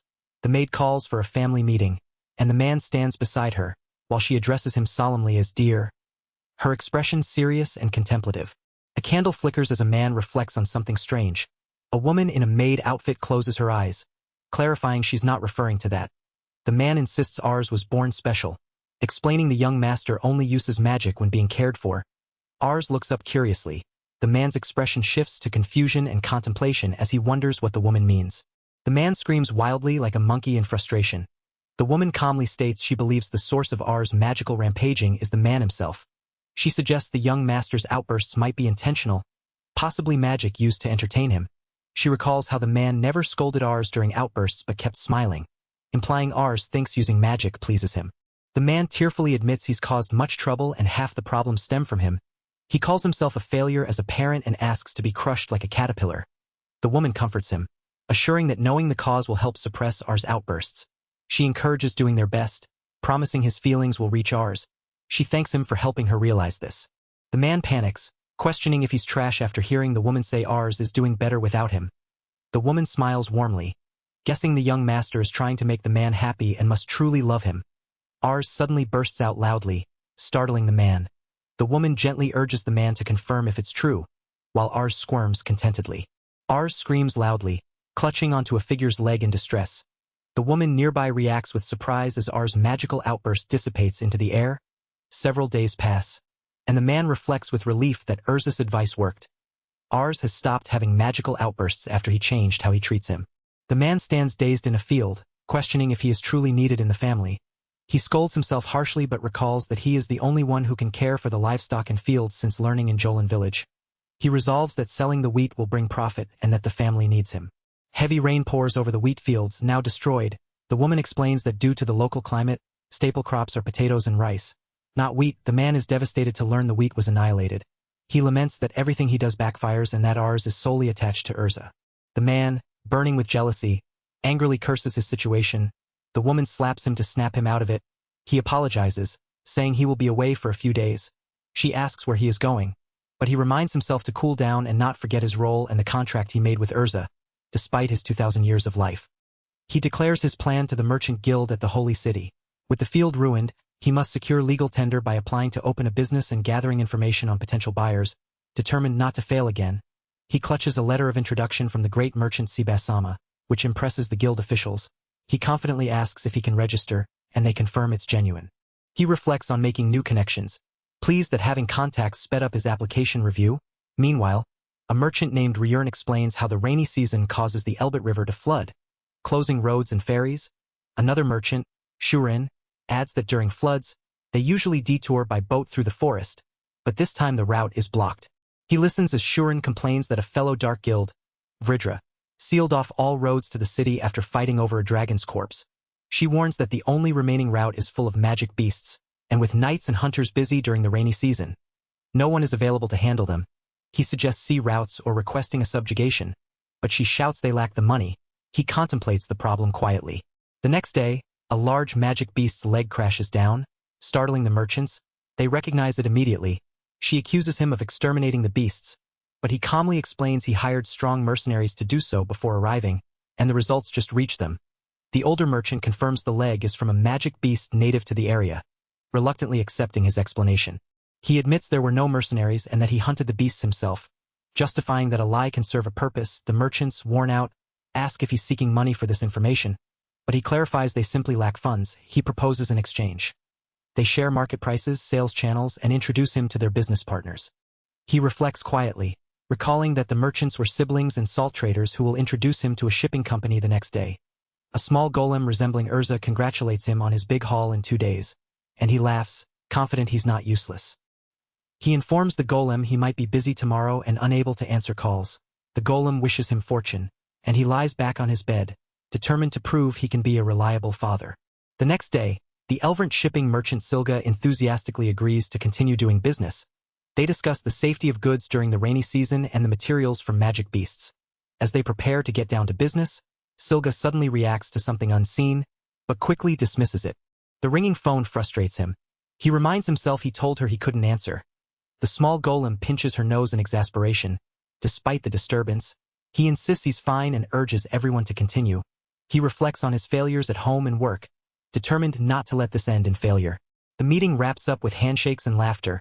They joke about his inability to handle alcohol, and the mood is light. Later, he lies down, confident the day's harvest will earn him praise. He notices the golem has been calling all day and decides to check in. The golem urgently warns him they're in trouble concerning young Master Ars. His expression shifts to alarm as he asks if Ars is okay, then rushes out into the rain, calling for him. He senses an intense heat and questions it. The golem calls out to him again. Inside, Ars lies feverish. The golem explains he caught a fever at noon but only started burning up half an hour ago. He realizes this was the reason she was calling urgently, but he can't understand what caused Ars's fever since there are no visible symptoms and his breathing is normal. Doubt and desperation flood his mind as he wonders if healing magic could cure him. Debating whether to get a doctor or create medicine without knowing the cause. Determined, he decides to gather herbs that usually help with fevers despite the danger of the heavy rain and late hour. She stops him, pointing out his lack of knowledge about local plants and insisting she should go instead. Since she can see well at night and should stay with Ars, he reluctantly agrees, feeling useless and frustrated with himself. Ars reaches out to hold his father's hand, offering silent comfort, overwhelmed by his helplessness. He questions if Ars is trying to console him despite his failures as a parent. He apologizes repeatedly, breaking down in despair while she watches quietly. She returns earlier than expected, carrying a strange plant she found at the forest entrance. He asks about the herbs, and she explains it's called the Devil's Walking Stick, a type of magic tree that grows rapidly by consuming large amounts of magic power. As she shows the plant, he notices the small figure gripping his finger tightly. The strange plant glows intensely, its branches and fruits pulsating with magical energy as Seabass and the elf-like woman watch closely. She expresses relief that the plant worked exactly as she predicted, while he asks for clarification. She explains that babies of magical races like elves rarely suffer from conditions where their bodies can't keep up with their growing magic power, which would otherwise cause a dangerous magic rampage. The plant, called the Devil's Walking Stick, has absorbed his magic power, so his fever should soon subside. Seabass realizes this and feels grateful. admitting he was foolish to focus only on himself and miss what was around him. Seabass confesses that he tried to compensate for his failures with work but ended up neglecting Ars. The woman gently reminds him that Ars cried when he was away, especially during his fever, and that having her there is the most calming thing for the child. He begins to open up emotionally, addressing her as dear. She softly adds that being with him is also calming for her. Tears well up in Seabass's eyes as he thanks her sincerely, overwhelmed by the comfort her presence brings. The Devil's Walking Stick tree absorbs Ars's magic power regularly, preventing dangerous magic rampages. Though such an event was inevitable eventually, they agree to divide chores, with her doing housework and him handling work, encouraging open communication. She cheerfully offers breakfast, urging him to take a bite. His eyes widen in surprise at her kindness. He hesitates at the strange meal labeled sautéed hoof of goat and paw of bear with undercooked mushroom sauce. But she insists it will taste good since Urza-san made it. Despite the odd appearance, he tries the food, while she warns him not to shove his face into the plate. He struggles, overwhelmed by the taste, while she watches with concern. An older man reacts with shock, yelling in disbelief at the idea of someone wanting to become a slave. The young man calmly confirms he has his own reasons for this choice. Despite the illegality without a legitimate cause, with a wide grin, he proposes an alternative plan. The young man explains he wants to buy Urza-san but lacks enough legal tender, so he will borrow money and become a debt slave. Accepting Ural currency? Urza-san is stunned, declaring she has no money, while he reassures her not to worry, producing a large magic bag enchanted with space expansion magic. The young man offers a vast amount of magic beast materials to the older man, promising to give them all. The older man is amazed, noting the materials would be enough but worries about the legality of making people want something so much. Urza-san questions why he would go through such a roundabout method and if it's to become her equal. The young man smiles warmly, saying this is the best way to show his trust. Urza-san blushes deeply, embarrassed and confused by the young man's gesture and the magic bag filled with valuable items. She wonders what kind of person he is as he stands confidently, holding the bag and smiling gently. The maid declares she wants to complain about something today, her expression serious and intense. The night sky looms over a fortress. Then the scene shifts to a young man holding a baby, groaning as he is asked about teleportation. He confirms it, responding to the child's curious question. The maid angrily demands why they always appear in the air when teleporting. While the young man apologizes profusely, she explains that without setting coordinate markers, teleportation only lands roughly in the area, risking appearing inside the ground or underwater. To avoid such accidents, she teleports into the sky. A simple diagram illustrates the difference between teleporting with markers and without, showing the dangers of the latter. The maid looks unimpressed, silently emphasizing the importance of markers. The maid questions the young man about why he did not set any coordinate markers despite stating he teleports without them. He nervously admits it is too troublesome, but she firmly insists he must set one. Reluctantly, he agrees and immediately sets a marker, acknowledging her demand with a sweat-dropped smile. At a bar, a man reflects on how children inspire him to grow as a parent because he feels responsible for protecting them. Another man agrees, saying living for Ars's sake proves his existence, and that feeling acknowledged is important. The bartender smiles, noting he's already becoming a proper dad. The bartender suggests the next step is to become a good husband, pouring a drink as the man admits he's already doing his best. Suddenly, the man is asked if he has kissed her yet, causing him to blush and deny it. The bartender clarifies he means Urza-san, but the man insists their relationship is just a contract. Feeling unmanly, the bartender warns that if Alma knew, she would be disappointed and urges him to pull himself together. The man nervously explains he's a demon, not human or elf, trying to deny disliking Urza-san. The bartender presses him about never having kissed a woman despite his age, causing the man to protest. The bartender moves closer, teasingly preparing to demonstrate, while the man panics and begs him to stop. Suddenly, Urza-san bursts in, slapping the bartender away from the man. He rubs his head in surprise, calling out to her. She pauses, then quietly asks what he was doing, leaving him stunned and speechless. The man wakes up startled as the elf woman, blushing and nervous, explains she was just trying to wake him because it's already morning. The scene shifts to a sprawling fortress surrounded by lush vegetation, marked as the Elverant Federal Kingdom's Vokle Great Forest in July 1014. Outside a stable, the man gently pets a baby goat while a small child peeks from behind a post. Exclaiming in surprise, the man remarks that the child, Ars, came alone again and warns about getting scolded by their mother. Ars beams with excitement at being called the big brother, and the man smiles, reminding him to treat the baby goat gently since it was born that morning. The elf woman and the man cheerfully announce to Ars that today is his birthday, presenting a cake with a single candle. Ars looks wide-eyed as they celebrate. While the man admits he doesn't know Ars's exact birth date and decided to use the day he found him as his birthday, he rummages through something, promising presents for Ars. The elf woman and the man proudly display their gifts. A towering stack of 2 major languages guidebooks and a historical compendium, and an encyclopedia of magical creatures. The man protests that it's too early for Ars to have such materials since he's only 1 year old. But the elf woman insists that in her village, babies start education for the gifted as soon as they can stand, scolding him for being harsh. Ars questions when dark elf babies start standing, and the elf woman advises him not to judge by human standards, emphasizing that age and race don't matter. What counts is Ars's interests. Ars protests, pointing out the mess left around, but she gently scolds him for being too lenient. Overwhelmed, Ars cries out that fighting is bad. He quickly clarifies they aren't fighting, which surprises the elf woman and the man, who both find his earnestness adorable. The man apologizes for his narrow-mindedness, encouraging Ars to try things himself. Ars admits he doesn't know what gifts would make a child happy and regrets speaking harshly. The elf woman also admits fault, and the scene shifts to the trio resting together peacefully. He excitedly holds up a bug-catching net, prompting the elf woman to question if it's for food. Ars explains it's for entertainment, wanting to catch creatures from the encyclopedia. The man doubts such creatures exist nearby, but Ars insists on trying anyway. The 3 walk together through the grass, ready for the adventure. He proudly shows off a caught bug, while the man warns him not to wander too far. Ars happily agrees and busily searches through the bushes. The man and elf woman reflect on Ars being a boy after all, with the elf woman recalling her own childhood bug catching. The man asks if she kissed someone as a kid, and she shyly admits she wishes she had. The moment lingers quietly between them. A bat suddenly flies overhead, startling the elf woman who clings tightly to the young man's arm. She notices the bat and calms down, their eyes meeting in a quiet, tense moment before they both turn away. The boy's loud cry echoes through the forest, catching the attention of the others.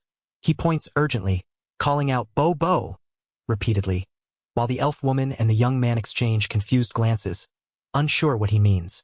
A juvenile fire dragon rests in the grass, flicking its tongue lazily. The young man and elf woman recognize it immediately, alarmed by its presence. The boy insists it's his big brother, but the young man warns him not to approach, trying to keep the situation calm. The elf woman snaps at the young man to calm down, but he warns her about the danger if the dragon bites the boy, reminding her of a past incident. The boy softly calls to the dragon, which responds with a low sound. Suddenly, the boy bursts into tears, terrified, while the dragon stares wide-eyed, and the elf woman freezes in shock. The next day, the boy walks toward the forest with a worried look, while the elf woman watches him silently. Ars keeps crying until exhaustion finally claims him, soothed by the young man and the elf woman. Suddenly, the young man bursts into a panic, realizing he completely overslept. He rushes to prepare, urgently explaining there's a big auction in Pomola today and he must get there early, unsure when the item he wants will be auctioned. He notices his treasured glove is ripped and panics, remembering it was a gift from Alma. Despite the damage, he decides to leave it behind and fix it later, promising Urza-san he'll clean up when he returns. Urza-san watches his frantic behavior with a mix of concern and amusement. Urza-san reflects quietly, realizing the gloves are very important to him and that's why he left them behind. She sighs, thinking she can't ignore this with the child around. Determined, she smiles softly, deciding to teach him a little lesson.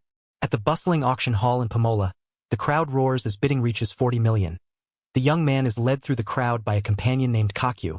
They discuss the rough atmosphere, noting a bounty placed on a guild executive's head and the illegality of the slave being auctioned. Suddenly, the young man perks up, hearing his name called out, alerting him to something important. Whispers ripple through the crowd, questioning if the man with powerful mercenaries is real. Noting no one has ever seen them, Kakyu nervously laughs, admitting his lies about the mercenaries have become a hot topic. The auctioneer announces a 20-year-old wine from the Calamira Church Nation, starting at 20,000.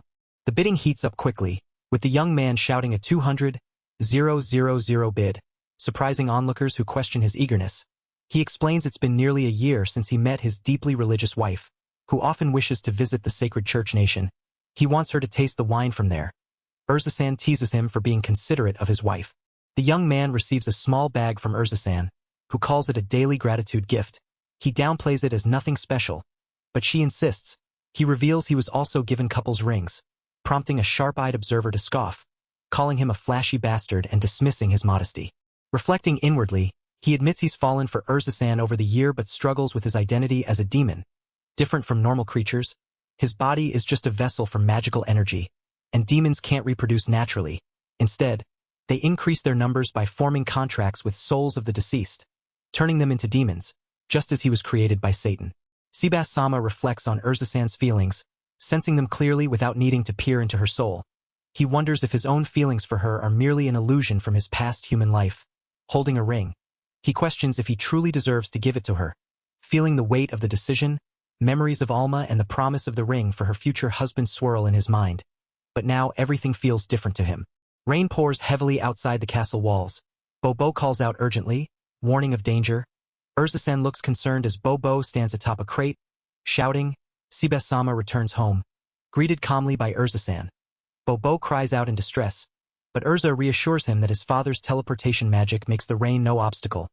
Tsubasa-sama asks about his belongings, puzzled.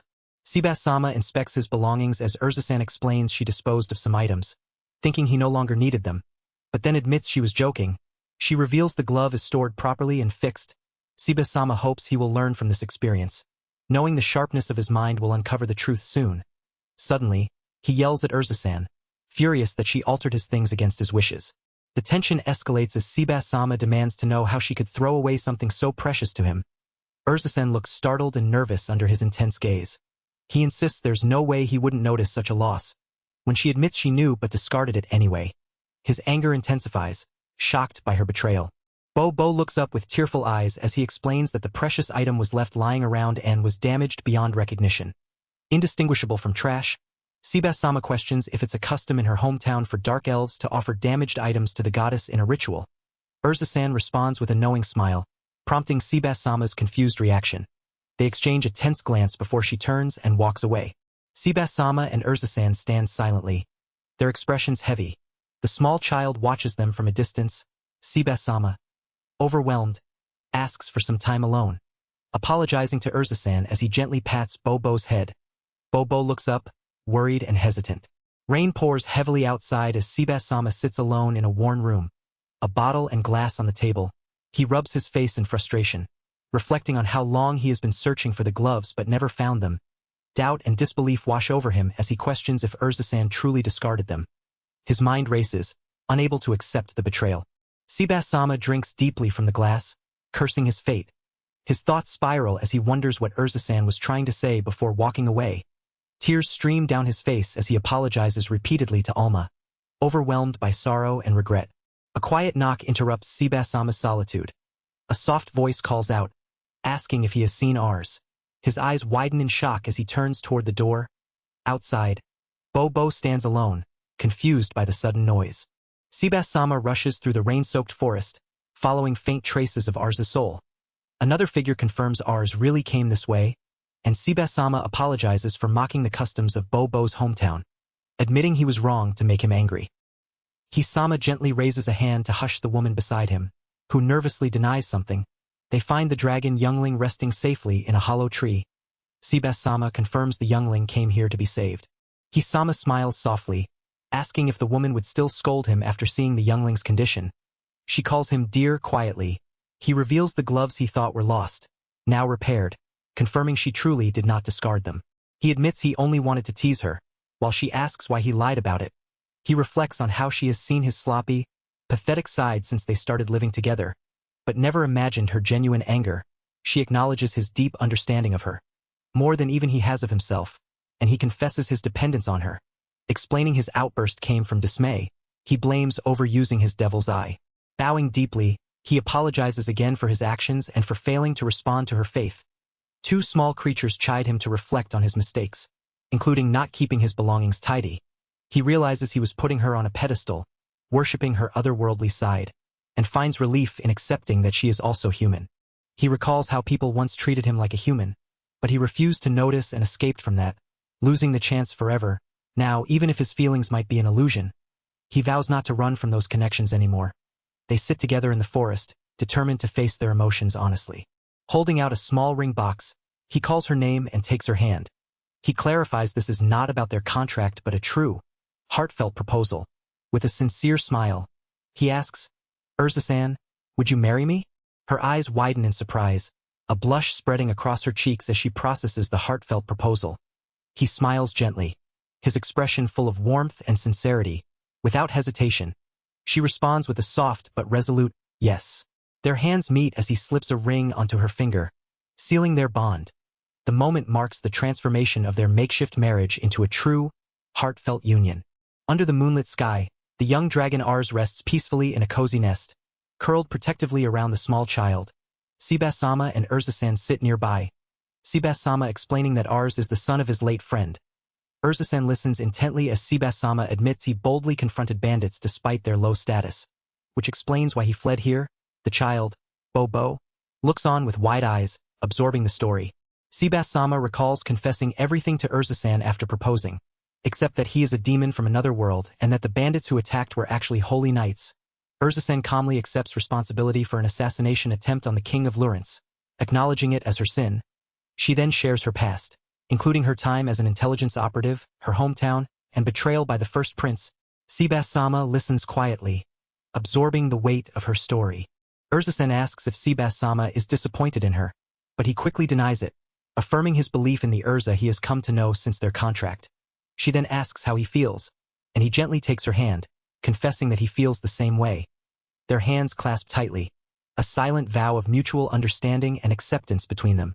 Time passes to March of the Holy Calendar, nearly 2 years since they began raising Ars. Bobo joyfully calls out to the young dragons, inviting them to come play. Ars and the others respond with excited cries, running freely in the open field. A narration notes 3 things have changed since the Great Rain, hinting at new developments in their lives and the world around them. Ars laughs joyfully as a dragon named Borse licks him, marking the first new friend Ars has made. The narration reveals Borse's name, a combination of Bobo and Ars, and confirms he has officially become part of their family. Nearby, another dragon calls out, introducing the second new friend. He carefully tends to a wounded dragon, using healing magic that seems to stem from his latent talent. The narration suggests his magic attributes may come from the dragon meat he consumed. Urza-san proudly declares that healing magic is a rare divine blessing and calls Ars a prodigy. Sibas-sama and Urza-san sit across from each other in a quiet room as Sibas-sama begins discussing their next plan. He reveals his intention to obtain nobility, showing a hierarchy pyramid to illustrate the social ranks. Urza-san questions the difficulty and reasons behind this goal. Hisama explains their current low status as a small merchant and wife, vulnerable to being swept away, and the risk their criminal records pose if exposed. He stresses the need for decent status to safely raise their child. Urza-san counters that merchant privileges should suffice, but he insists he wants enough power to crush the one who set her up, gripping a knife with fierce determination. Sibas-sama reacts with shock as Urza-san declares the opponent is Lawrence, warning that the plan is reckless. He questions if she truly believes the first prince was behind the setup. Urza-san denies it, explaining that as intelligence operatives, they can detect royal family members through contract magic, even if disguised by magical tools. She reasons that another royal must have assumed the first prince's form, since he has no motive to kill the king. Sibas-sama agrees it makes more sense for the second prince or a lower-ranked royal to be responsible. Urza-san presses him on why he would go to such lengths to become a noble and find this person's identity. He reminds her of his promise to help atone for her sins. Sibas-sama insists that if her atonement involves inheriting the king's will, he cannot ignore the king's peril. He vows to always fulfill his promises thoroughly, holding her hands with conviction. Suddenly, Bobo bursts in, shouting that Ars, the strongest hero, will deliver justice to evil demons. Bobo charges at the dragon, swinging a wooden sword and yelling a battle cry. The dragon dodges nimbly as Bobo spins and lands, ready to continue the fight with fierce determination. Bobo crashes into the ground after a powerful clash with the dragon, laughing and teasing it for overreacting. The dragon roars back, but Urza-san calls out to Ars, reminding him to be careful as she's washing clothes nearby. Ars agrees to be careful and continues his game with fierce focus. Urza-san watches Ars play, commenting that boys will be boys. She asks if he's going out, and he replies he's preparing for something important, promising to be careful. Ars bids her goodbye with a smile, and Bobo excitedly runs to her, shouting that she's his mother. Bobo eagerly shows Urza-san a book, shouting for her to read it. The story inside tells of the hero Ars who saved the world and returned to his village, marrying his fiancée and living happily ever after. Urza-san is surprised to see her own name mentioned, and Bobo asks if she had a wedding. Urza-san awkwardly admits she didn't have a wedding, explaining nobles are too busy for such things. Bobo reacts with surprise, and then calls out to the dragon, Boruo, to come along. Boruo looks at Bo silently, and Urza-san nervously tells them not to leave her sight as they head off together. Urza-san contemplates the idea of a wedding, admitting it might work but would take a long time. Ars explains his plan to become a noble, expecting to be busy and away from home for the next 5 years. She quickly hides her emotions, slapping her cheek to compose herself when Ars notices. Determined, Urza-san resolves to pull herself together as she watches Bo and the dragon Boruo play outside. She quietly sweeps the yard, smiles softly while feeding Bo, and observes Boruo flying away with a stick in its mouth. Urza-san calls Ars inside as dusk falls, but he stands silently in the field. When she approaches, Ars suddenly breaks down crying, nose bleeding and overwhelmed. Bo wails loudly nearby, clearly distressed. Urza-san asks if he is hurt and if Boruo did something to him. Ars insists it wasn't Boruo causing his tears and begs her to stop worrying, though his sobs continue as Ars struggles to explain. Ars is stunned, overwhelmed by the chaotic scene as Urza-san and Bo cry out loudly. Bo quietly explains that Ars had wanted to hold a wedding ceremony for his mother, but it didn't go as planned. Urza-san's eyes well up with tears as she softly calls out Ars's name. He quickly denies the idea of a wedding, insisting they never planned to have one. Bo tries to reassure him, but Ars remains conflicted, covering his mouth in frustration. Urza-san's expression shifts from shock to a gentle smile, calming the tension. The scene shifts to a peaceful outdoor setting where a heart made of flowers, a wooden arch, and stone seats for guests have been arranged. Ars praises Bo and the dragon Boruo for their help, beaming with pride. He declares that now their father will surely put in extra effort, his determination renewed. The wind rustles through the grass and flowers, petals scattering softly as the heart-shaped flower arrangement stands out. Urza-san, Bo, and Boruo watch the gentle scene in quiet awe, sharing a moment of calm and hope together. Ars gestures proudly at the beautifully decorated wedding setup, confident it will suffice. Bo's eyes sparkle with joy as he exclaims how amazing it looks, while Urza-san smiles softly, quietly agreeing. Lawrence questions if using so much flashy magic was truly okay, but Ars reassures her it should be fine for just tonight. He gently takes her hand, prompting her surprised reaction as he reminds her of something important. Urza-san appears in a stunning wedding dress, surrounded by glowing magical light.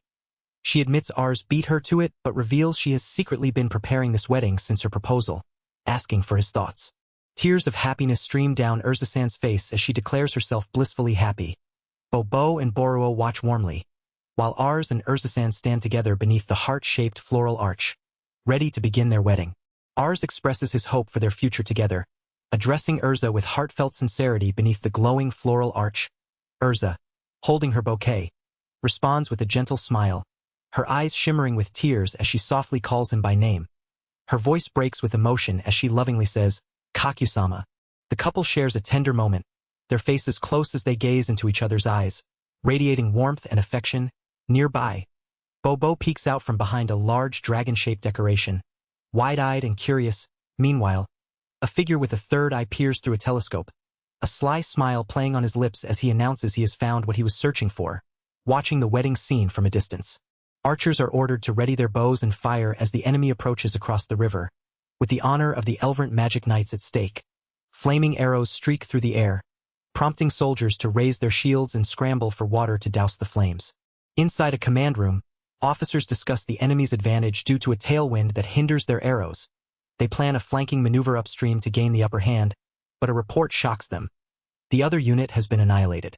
Survivors reveal they were ambushed by hidden demon beasts, including an S-class demon ape and others from C to A class. The enemy leader is confirmed as an A-class threat, but the organization's overall threat level is elevated to special S-class. Capable of destroying the kingdom, the commander resolves to report to the king and orders a retreat. In a dark guild lair, the lion-like leader Vidra mocks the fleeing elven magic knights for barely fighting back. He declares this victory belongs to the tamer and vows to build his own kingdom and become king, promising land, women, and glory to those who prove their worth. A roaring crowd chants, "Long live Vidra," and "Long live the Lion King's resurgence." As Vidra sits confidently on his throne, a lion-like man demands to be called boss, while another, nervously addressed as Anu, reports that the one they've been searching for has been found. Vidra acknowledges this with a sly smile, calling his brother foolish but commending his work. Behind bars, a dark-haired girl is taunted by Vidra's men, who mock the kid for the trouble taken to help her escape being wasted. The girl laughs bitterly, unbroken despite her captivity. Vridra raises his arms triumphantly, declaring that with this, he is one step closer to becoming king and that his position will be unshakable if he holds that thing. The narration reveals Vridra's obsession with an egg he struggled to hatch, vowing not to let it escape again. A scout orders his men to hurry and bring it to him. Meanwhile, Bobo clings to a fire dragon, alarmed that the enemy's target is Arz's friend. About half a year has passed since their wedding in the forest. Urza and her husband ride in a carriage, heading to Sebasan to cancel their slave contract. For Urza, this journey returns her to her former home, the main branch of the Sebasta company. The Lawrence magic kingdom bustles below, with flying carpets and street magic performances enchanting the crowd. The husband marvels, exclaiming it feels like an Arabian Nights story. The year is 1015 of the Holy Calendar, marking 2 years and 3 months since Arz's journey began. Urza, disguised to hide her exile from the royal family, asks her husband not to get too excited. Feeling embarrassed, her disguise is flawless, befitting a former top spy. They discuss the city's impressive scale, noting its 5,000-year history, though it differs greatly from Pomola. At Conduit Plaza, they admire massive statues, the magic god Oldemir, who first granted magic to humans, and the dragon god Regazian, founder of the Dragonkin and first hero.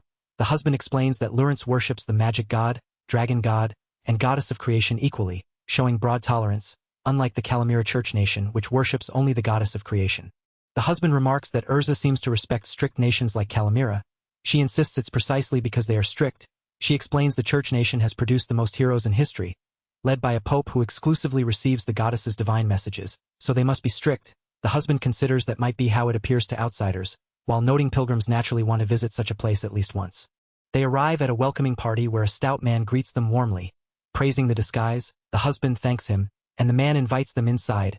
Noting preparations are complete, the husband asks about young Master Arz, learning he is staying home today, unaware that both his parents are slaves. The husband reassures Urza that he set a barrier to keep Arz from leaving and cleared any dangers, confident Arz will be fine alone for a while. The stout man explains the contract is special and will take about 4 to 5 hours to complete, but it was made instantly and should lift quickly. The husband confirms this with a sly smile. Outside, a voice calls out anxiously for Arz. At Kaku's base, Arz, now 2 years and 4 months old, puffs his cheeks in frustration. He pounds on a barrier blocking his way, shouting that he can't get out and wants to go outside too. A dragon nearby tells him he's too big to fit inside and must stay on guard duty. Arz protests that it's unfair Boruo gets to be outside while he is trapped. Kaku challenges Boruo to a staring contest, eagerly calling out to him. The dragon responds with a tired tongue-out face, while Kaku makes silly faces, stretching his mouth wide. Both fall silent, the contest ending in a stalemate. Boruo looks shocked and disappointed, while Kaku sighs, calling him no fun. Kaku decides to play with blocks instead. Brightening up, nearby, Boruo notices a strange plant. Identifying it as a devil's walking stick, he explains it only grows near creatures with strong magic and is a useful landmark. He watches a group of people walking nearby, surprised at how much the plant has grown. A man remarks that a year has passed. Boruo growls quietly. Sensing something, Kaku calls out to Boruo, concerned as the dragon moves toward the blocks. A warrior leaps at Boruo, warning him he brought no one who could be easily defeated by a child dragon. Boruo dodges, then uses a mud magic technique called Mud Flow to seize the warrior's legs and tie them up. Boruo gains the upper hand, showing his strength despite his young age. The dragon suddenly breathes fire, catching everyone off guard as a man screams in pain. 2 men exchange surprised remarks, admitting they didn't know the dragon could already breathe fire. A warrior commands to use that, prompting a large figure to approach the dragon. The giant figure crashes into the ground, causing massive destruction around him. Kaku, protected behind a barrier, looks on in shock and calls out the giant's name, Bobors? The scene shows the devastation spreading in a circular pattern. Warriors inside the barrier urgently shout to restrain the dragon. Warning about the child, one warrior leaps forward, but the barrier holds strong, repelling the attack without a scratch. Others express amazement at the barrier's strength while some plead to stop the excessive force. A warrior explains the mysterious owners of the villa deep in the demon-infested forest, noting their strange hobbies. Maintaining a barrier and keeping a dragon as a pet, he suspects they hired a powerful magician. Kaku warns not to stray from the objective, fearing trouble if the child is harmed. Suddenly, Bors pounds on the barrier, prompting the group to hurry and move out as they call his name repeatedly. Kakyu pounds desperately on the barrier, shouting for Borse to let him through. Tears stream down his face as he screams in anguish, begging to be let out. His cries grow louder, filled with fear that Borse is being taken away and will be gone forever. Memories flash of Borse being dragged off, fueling Kakyu's hatred and despair. Flames ignite fiercely in Kakyu's eyes as he yells that he doesn't want this fate. Nearby, others hear a strange sound and question if they imagined it. Glancing around cautiously, an elf-like figure looks up, sensing something unusual in the air as crows caw ominously overhead. Exhausted and trembling, Kakyu collapses to his knees inside the barrier, panting heavily and dripping with sweat and tears. He struggles to stand, determined to go after Borse despite his weakened state. With a final plea, he calls out for Borse to wait for him as he steps toward the barrier's exit, ready to follow. The scene shifts to the forest ruins of the ancient city Eifer, where villagers and workers bustle about their tasks. A commanding voice orders them to stop staring and get back to work. Outside a sturdy building, a man named Victor receives praise and laughter for his efforts, with promises of rewards for him and his men. The ruins stand silent under a cloudy sky, hinting at deeper machinations unfolding nearby. A roaring lion-like man raises his arms, urging everyone to drink as much as they want tonight to celebrate. Nearby, a large, stern man with a thick white beard watches silently. A dark-haired girl with small horns sits quietly beside a wounded dragon, her expression unreadable. She flinches slightly as she is handed something, and a man instructs her to use it to tend the dragon's wounds. The girl sits behind bars, quietly apologizing. Two smaller figures with animal ears tap on the bars nearby. She is addressed as the brat with the ancestor's trait, and warned not to get any ideas about freeing the dragon again. The lion-like man laughs, admitting that if it weren't for her ability to talk with dragons, he would have killed her by now, comparing her to another similar figure. The girl gently tends to the dragon's wounds, apologizing softly. The dragon responds with a low sound. Nearby, two children behind bars chatter excitedly about the girl talking, confirming she has met a good friend named Borse. They wonder if Borse is the name given by their friend's father. The girl anxiously reacts to the news that her friend might be coming to rescue her, calling it reckless since he doesn't know their location. She reassures herself that he will definitely come, recalling how he did on a rainy day. Her expression softens as she acknowledges how wonderful her friend truly is. The girl, tears streaming, insists she doesn't want such a good kid to die. She admits she doesn't want him to come, fearing for his safety. She kneels beside the chained dragon, gently tending its wounds with quiet sorrow. Two small children behind bars sniff and chatter anxiously, watched silently by a muscular man with pointed ears. Suddenly, a commotion erupts as guards shout in confusion, questioning who the intruder brat is and how he got inside. The girl demands to know what the guards are doing as a burst of lightning magic crackles through the air. The lion-like man and others shout warnings that they are under attack. A small child with a single tuft of hair screams loudly, charging forward with all his might. The girl covers her ears, overwhelmed by the noise. The dragon snorts and the guards flinch, startled by the sudden outburst. The child calls out loudly for Borse, his voice echoing through the hall. The girl gasps in disbelief as the dragon reacts. Borse appears, and the child beams with joy at seeing him. Nearby, the lion-like man scolds Victor for slipping up, warning that Borse has someone on his tail now. The guards leap forward, shouting to capture the child, mocking him as just a kid. Lightning crackles fiercely from the child's hands, zapping the attackers with a powerful electric blast that sends them reeling backward. Flames suddenly engulf the stunned attackers, their shocked expressions frozen as the fire roars around them. The girl steps forward, her voice trembling but determined as she declares she has come to pick Borse up. The lion-like man laughs heartily, and the child, eyes blazing with resolve, reaches out, urging Borse to come home for the sake of his friend. A large egg rests in a bed of foliage, prompting the question if it is really an egg. A girl with pointed ears anxiously asks where it came from, but a man dismisses interest in its origins. The man then addresses Yura, telling him to become the parent of this dragon with the ancestral trait. Yura stammers in surprise, while the man explains his excitement as a researcher to have the actual specimen before him. Yura reacts nervously to the idea of becoming a parent, but the man, introducing himself as Set, a magical creature specialist hired by Vridra-san, offers his assistance. The egg hatches, and the girl marvels at the event. She questions why the shell is metallic.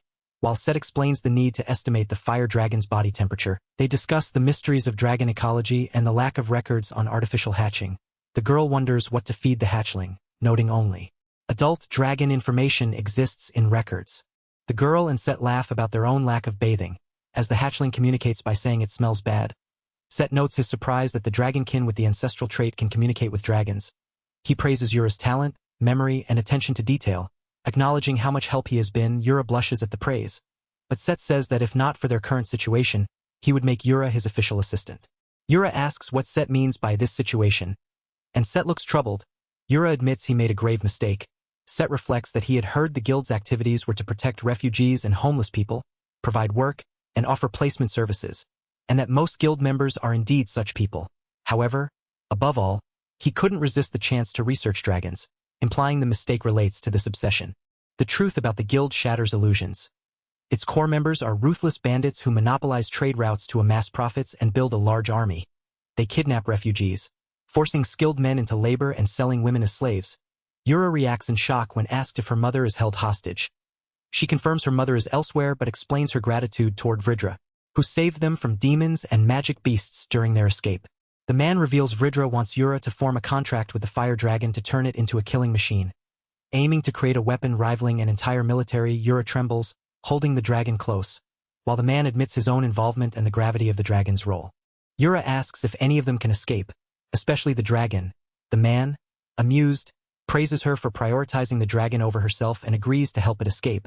He promises to secure cooperation, revealing he learned everything from Vridra's brother, who risks trust by sharing this information. Her wide-eyed fear meets the man's calm assurance to wait and trust him. Outside, a group of fierce men, including a lion-like warrior and a chained figure, watch over the scene, their presence ominous as crows circle above. The lion-like man grimly states the injured man is still breathing but will die soon. He calls the scholar a hypocrite for letting the dragon escape, unsure if it was emotional attachment or something else. The lion-like man declares he'll assign his younger brother as the new caretaker, emphasizing that crimes must be punished despite the talent lost. He confronts Yura, demanding she become his loyal weapon to retrieve the escaped dragon. Warning her not to try anything funny, Yura, tearful and conflicted, recalls Vridra's brother's trustworthiness. The lion-like man threatens Yura by saying her mother will be next if she disobeys. Pressing his point with a clenched fist, Yura's inner voice resolves that she must become a weapon to protect those she cares about. Even if it means giving up everything, tears stream down her face as she silently suffers the crushing weight of her decision. A chained dragon's eye opens, and a small figure calls out excitedly, announcing they've come to pick Yura up. Yura, still tearful, looks up in shock and hope at the unexpected arrival. The lion-like man laughs, intrigued by the rare child's magical ability and potential as a weapon, noting the high price he could fetch if sold or the power he'd have if raised. Soldiers surround the child, shouting orders to capture him alive. The child dodges attacks nimbly, while the lion-like man and another man prepare to fight back with magic, their fierce battle cries filling the air. The soldiers strategize, noting the child's multiple magic attributes, including water and fire, which astonishes them. They order to deploy defensive magic and aim for his tendons to corner and capture him. The soldiers unleash a coordinated magical assault, but the child dodges nimbly, frustrating their efforts. He leaps and twists midair, evading capture as the soldiers push harder.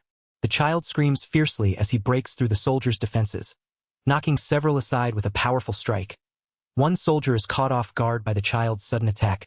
The child darts through the battlefield with incredible speed, leaving the soldiers scrambling to keep up.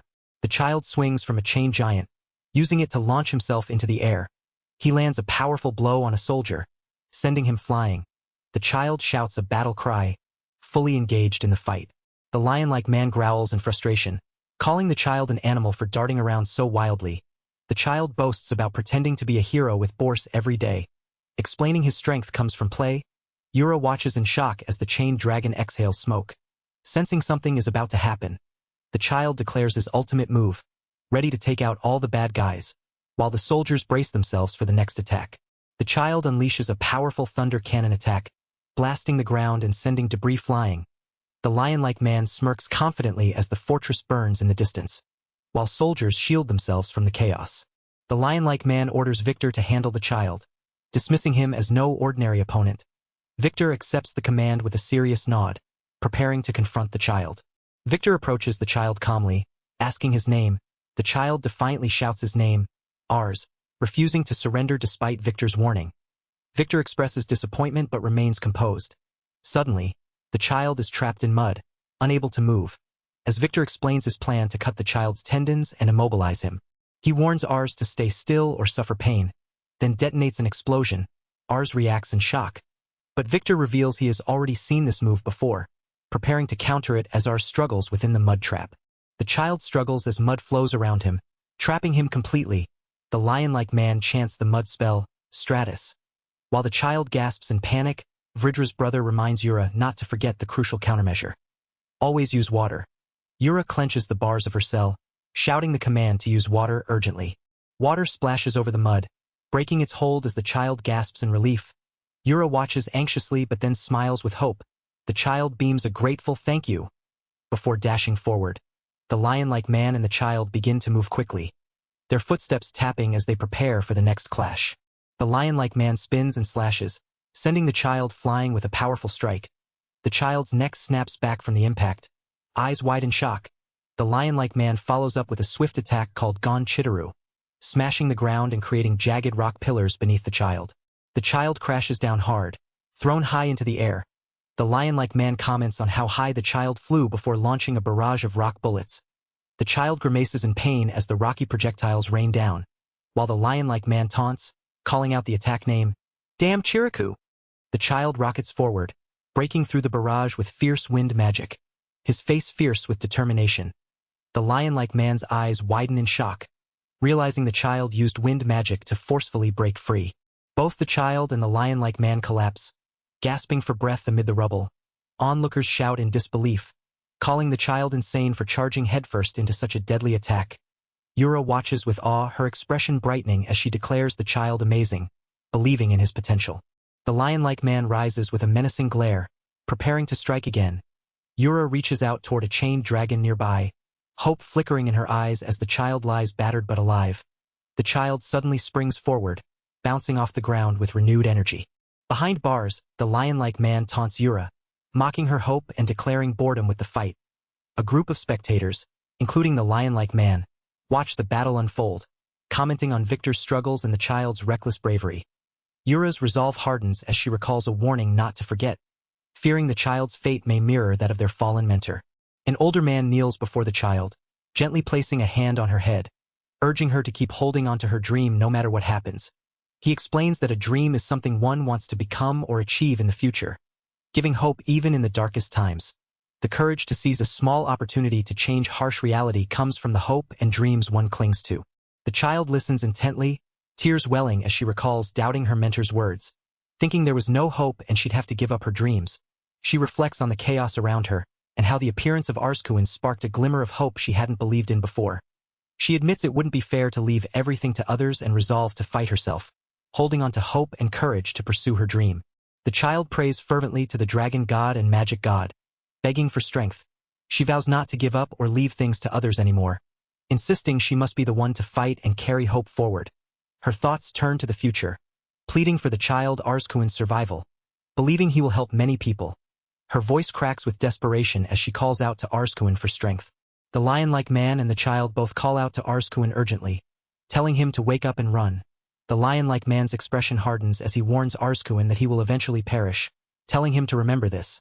His heart pounds fiercely as he reflects that no matter how great the evil once was, its downfall always began from a specific trigger. Arskuin's eyes ignite with a fierce golden light, a small spark of courage beating within him despite the grime and blood on his face. The lion-like man's expression hardens as he strikes Arskuin's head with brutal force, roaring with intensity. Hikuin lands on the ground but immediately leaps forward, shattering the demon ape's fangs with a powerful attack. Shock ripples through the onlookers, including the child who calls out to Arskuin in awe.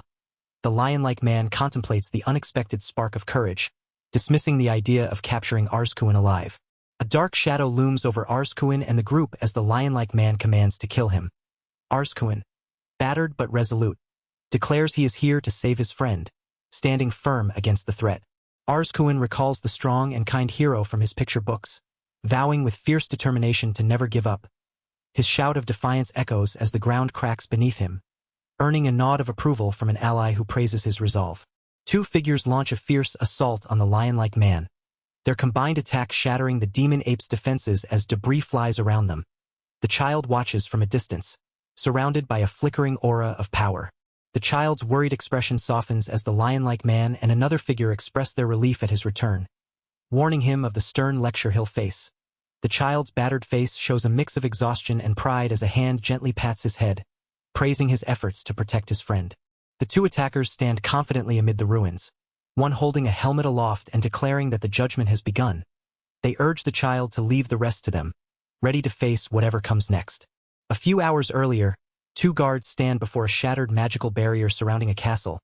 They realize the barrier has been broken from the inside, and only ours was inside to do it. A young man examines a magical seal, noting the overwhelming magic power involved. A woman gasps in disbelief that someone could break the barrier. The young man confirms the magic is ours, but wonders if it's really his power. The young man sits before a blazing magical aura, overwhelmed by its intensity. The woman calls out to him as he holds a magical seal, explaining that his magic is being slightly neutralized. They find footprints of 26 small beings and one large demon beast, evidence of a battle where magic was cast. The woman asks if one of the footprints is from Borsa's scales. They discuss that Ars's footprints are present, but none from Bors. The woman realizes that Bors may have been taken by someone, and Ars chased after them. The young man agrees, urging they hurry before the traces disappear. The lion-like man roars with pride, declaring himself the descendant of the beastfolk king of this once prosperous land. The Lion King Vridra, he vows to take revenge on the elves who stole their nation, called them barbarians, and cast them out. He promises to lead his people to a truly equal and free country. He reveals they hatched the dragon from an egg themselves, intending to use it as a weapon to build that foundation.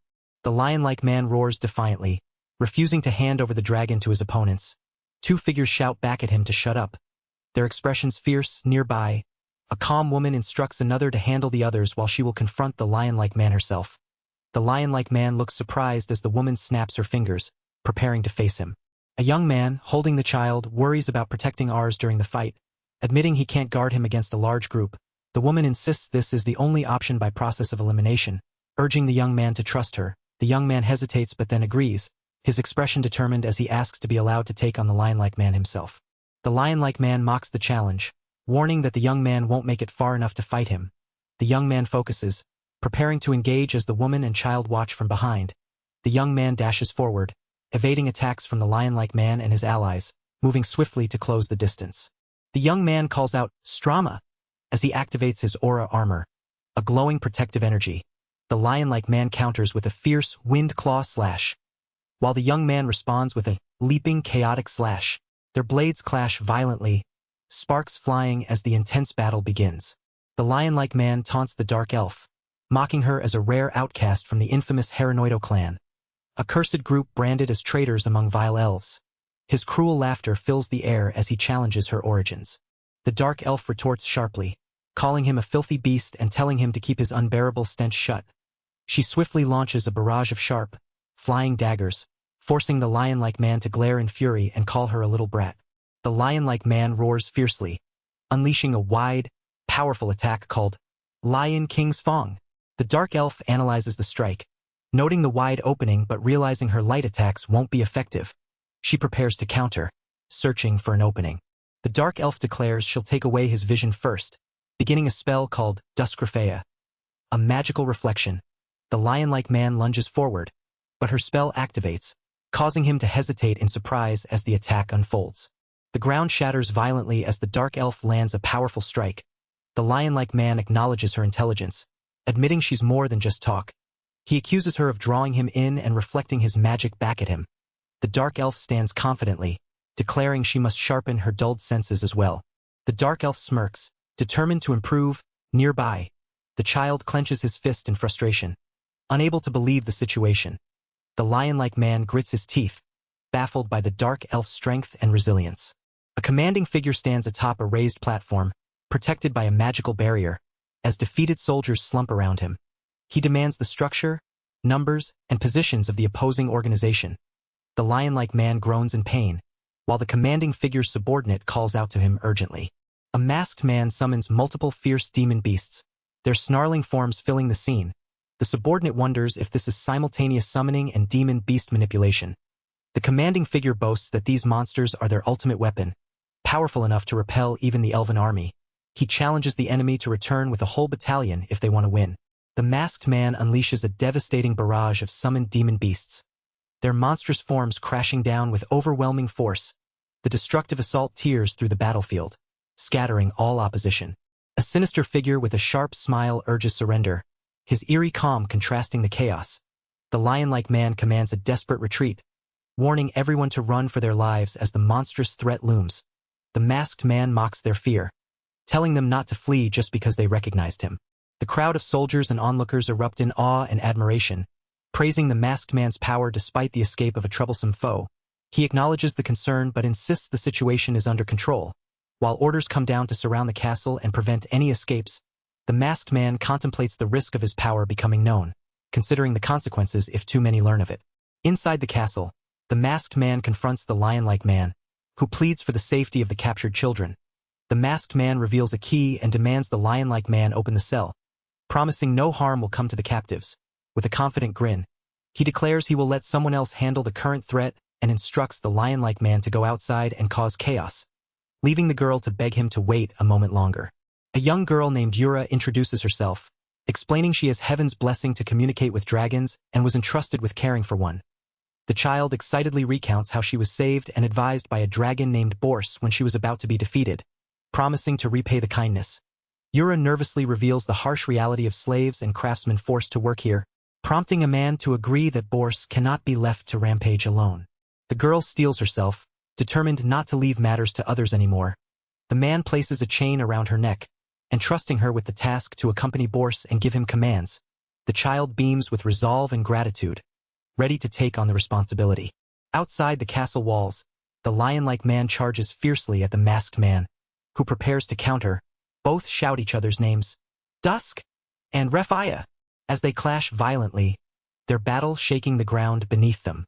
The fight intensifies as they leap and strike with ferocity. The lion-like man snarls wildly while the masked man narrowly dodges, their movements swift and brutal. The impact of their blows echoes through the castle, signaling a fierce confrontation unfolding. The lion-like man leaps through the crumbling stone ceiling, landing with a roar as the masked man dashes away, narrowly avoiding falling debris. The lion-like man lifts a massive stone block, preparing to crush his opponent. The masked man runs swiftly across the broken floor, dodging falling rubble as the lion-like man smashes the ground with a thunderous impact. The lion-like man exhales deeply, wondering if he caught his target. From his vantage point, he watches closely but realizes the masked woman is still present, blending perfectly with the shadows. Frustration grows as he admits he cannot pinpoint her exact location. Determined, he summons a swirling energy in his hand, declaring that if he obliterates everything, it won't matter. The lion-like man unleashes a devastating tornado attack, shouting its name as the whirlwind tears through the ruins. The force of the attack sends debris flying violently in all directions. The tornado rages outward, reducing the area to rubble and dust. The lion-like man surveys the destruction with a grim satisfaction, lamenting the loss but confident his target is likely destroyed. His expression darkens as he imagines the masked woman being torn apart by the storm. The lion-like man grins confidently despite a needle suddenly stabbing into his neck from behind. His expression shifts to shock and confusion as he realizes what just happened. He yells in rage, demanding to know what was done to him. The invisible attacker reveals herself, and he struggles to comprehend how she turned invisible without chanting. He recalls how she silently closed in on him at high speed the moment he cast his spell, hiding at his feet and avoiding his spell's range while erasing her presence completely. The lion-like man reflects bitterly on how she kept chanting a meaningless spell and feigned killing intent in the dark to lure him into using a large-scale spell in a confined space. This was all a ruse to make it seem like she had no decisive attack. Then she struck the moment he let his guard down, confident of victory. Pain overwhelms him as he realizes it was all a bluff. The needle contained a poison that paralyzes the semicircular canals and heightens all 5 senses. Light, sound, and even smell become sources of agony. He screams in pain, collapsing as the boundary between dream and reality begins to collapse, leaving him unable to lie anymore, despite the torment. He is told not to worry. The poison won't kill him. She reveals that her husband dislikes unnecessary killing and mentions Urza-san. A woman asks if they remember the children rescued in Pomola 2 years ago, and the answer is yes. An elder explains that an investigation report identified the organization that sold those children. They are a merchant guild called Lion King's Resurgence, which seized control of Pomola by exploiting the fire dragon incident. Their wealth comes from selling weapons made from fire dragon materials and engaging in illegal slave trading. The woman states that publicly they present as merchants, but in reality, they are a dark organization, She names their true leader as Vridra. Meanwhile, the lion-like man, sweating and panicked, is grabbed by the woman who demands answers. He stammers, begging her to stop as the ground cracks beneath them. Chaos erupts as a dragon attacks, forcing people to flee in terror. A man shouts that they can't win against a dragon and orders everyone to run. A group of slaves is confronted by armed overseers who threaten death if they resist. An older man with braided hair declares they are no longer slaves and commands them to look around. A young man reacts with shock to this declaration. The lion-like man lies on the ground, stunned. As the woman stands over him, two figures appear on a ledge, observing the scene with surprise. A large dragon lands nearby, causing more shock. The slaves raise their hands in surrender, overwhelmed by the sudden turn of events. Two figures stand on a crumbling wall, observing a crowd below. One notes there are about 180 combatants plus relatives and slave laborers, totaling around 500. The other adds that the organization has branches across the region, with nearly 2,000 people including subordinates. A man in the crowd exclaims that wiping out the headquarters would be a disaster. Nearby, a lion-like man chained up jokes about killing them all as trash. But another warns they can't leave the situation unreported due to many wanted criminals present. Two captives, bound and surrounded, plead desperately for mercy, begging for calm and explaining they have families. One man angrily shouts that they will all be executed anyway and curses the selling of his wife and child into slavery. Another yells for silence, demanding they shut up. A tense moment erupts as one captive lunges forward, but a muscular man blocks the attack, shouting for it to stop and declaring the fight over. The young boy with a bandage on his cheek smiles brightly, urging everyone to make up. Two nearby captives watch in stunned silence. Two observers cross their arms, unimpressed by the situation. Suddenly, a grinning man with sharp teeth and a wild expression announces he has a brilliant idea. Laughing sinisterly, the elf-like observer watches silently, disturbed by the man's wicked grin and wonders what scheme he is plotting. A fortress perched on a cliff is revealed as a communication post using an old fortress, serving as both a lookout against external threats and a holding facility for hostages. Inside, a captive woman questions the mention of hostages. Two figures discuss that the relatives of the workers are held there to prevent escapes. One smirks, preparing a bottle and declaring they should be quick about this. The scene shifts to Trade City Pomola, known as the Lion King's resurgence. Inside a central hub overseeing all commercial dealings, a man demands to skip the cover story, expressing interest in the real happenings behind the scenes. An elf explains the underground intelligence unit gathers information on royalty and nobility to exert influence using slush funds and other means. A confident woman declares this is well within her expertise. Inside a guild hall, a man raises his hand to call attention, announcing the guild is disbanded. Another shouts in disbelief, questioning if their boss has been captured. The man holding a photo of a lion-like figure declares all members will now work under them. A shocked subordinate reacts loudly, while the woman and elf from before confirm the new order. The woman assures the guild members their work remains the same and there's no need to worry, but they must follow new policies. Suddenly, armed men attack, shouting to kill them. The woman and the man with sharp teeth exchange confident, threatening looks, warning that if anyone resists, consequences will follow. Armed men fall to the ground, struck down with force. A woman with sharp eyes warns that they will be dealt with accordingly and to tread carefully. Nearby, a group of armored soldiers stand over fallen foes, their weapons crossed to block any advance, while a confident man watches with arms crossed. A flashback begins a few days earlier, where a man questions the plan to use the Dark Guild to buy a noble title. Another explains they intend to offer Vridra and his followers as tribute to the king in exchange for a title. The woman points out the contradiction in their plan, recalling the earlier hesitation about such a move. The man clarifies that the real problem was two people single-handedly taking down the entire guild, but covering that up makes things fine. He reviews the plan. First, use rumors of personal mercenaries to attract clients. Second, use profits to build a mercenary group. Third, gain financial and military credibility. And finally, rise to merchant status and obtain a noble title, an effort expected to take about 5 years. The woman protests the timeline, noting the mercenaries don't even exist yet, and the man laughs off the concern. The man reveals they already have an army, pointing to a massive crowd gathered nearby. The woman reacts in disbelief, realizing the plan is to convert the Dark Guild members into their own forces. A knight nearby expresses speechless astonishment at such an audacious strategy, while the man laughs confidently. Massive prestige surrounds the plan, with the idea that not everyone joined the Dark Guild willingly. Establishing them as heroes who defeated villains will attract many to their cause.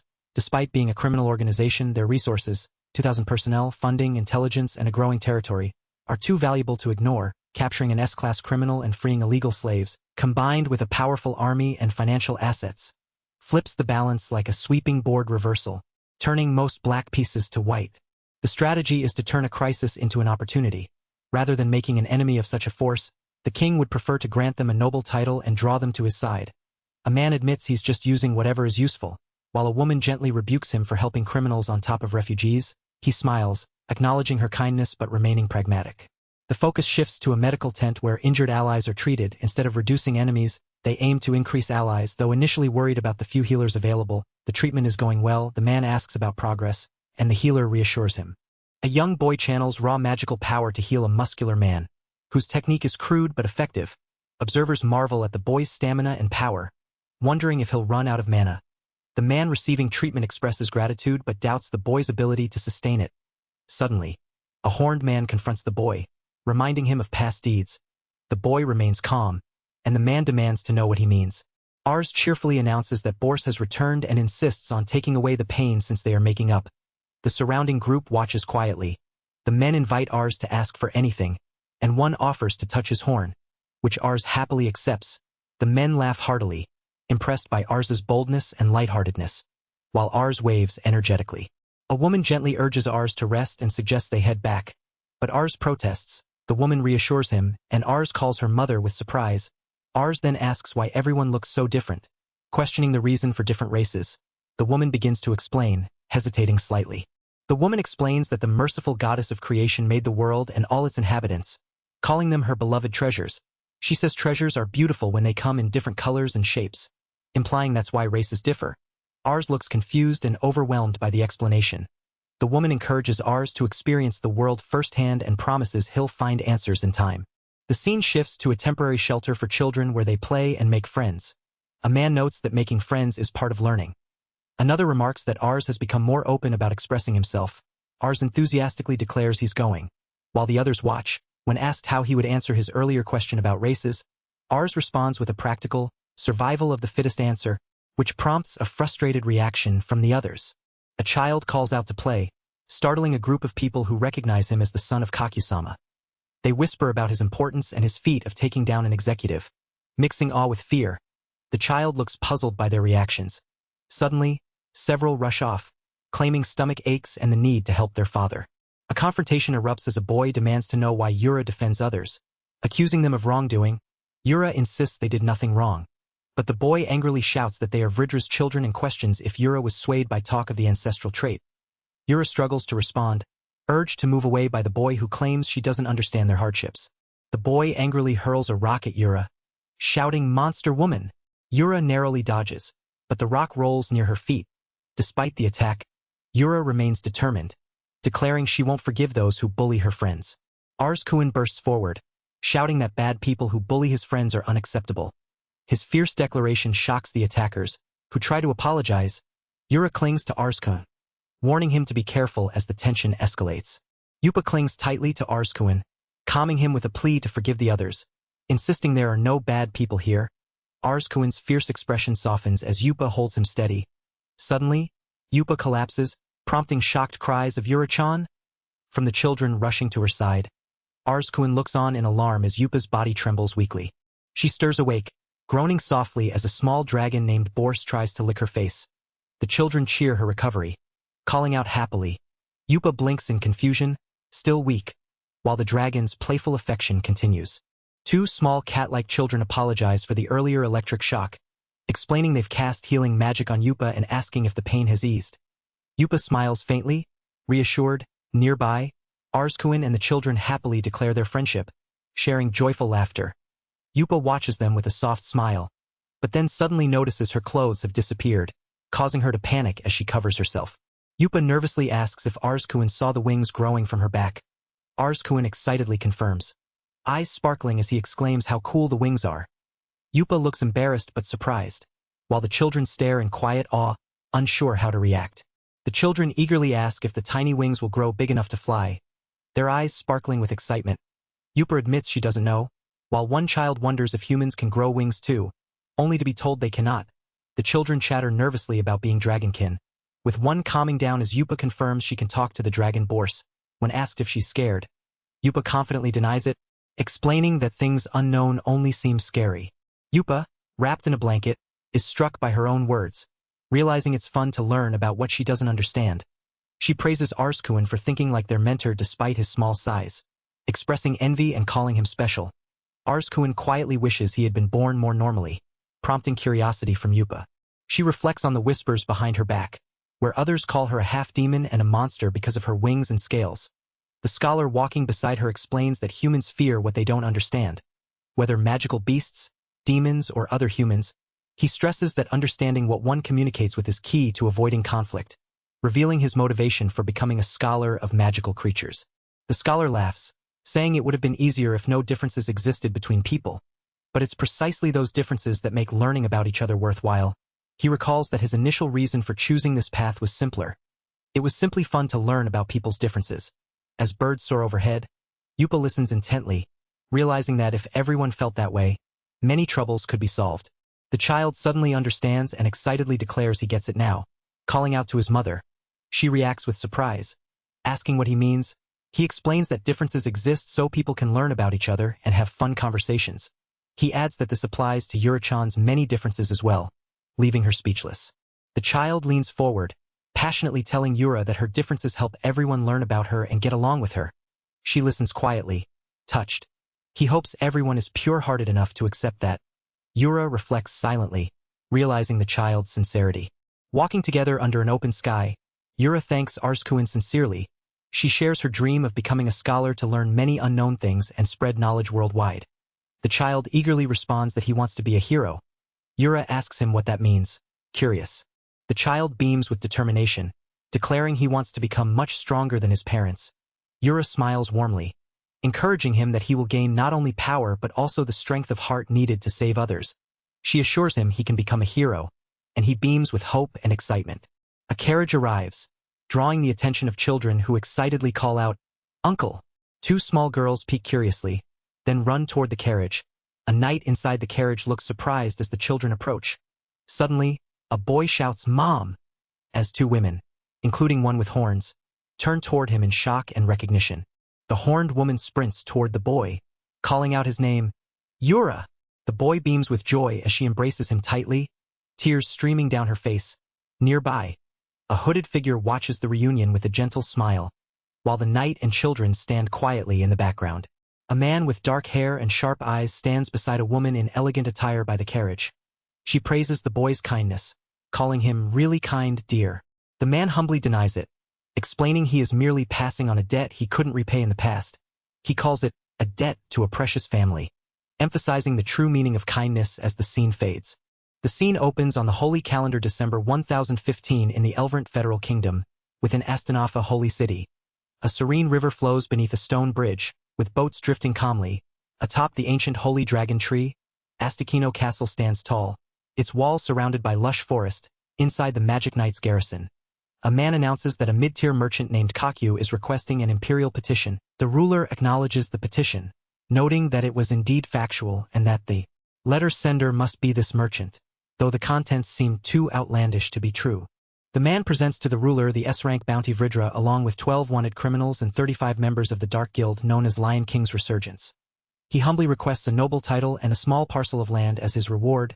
The ruler, an elegant elf woman wearing a fur hat, finds the request amusing, remarking on the audacity of a mere merchant taking down an S-rank bounty and boldly seeking a noble title in return.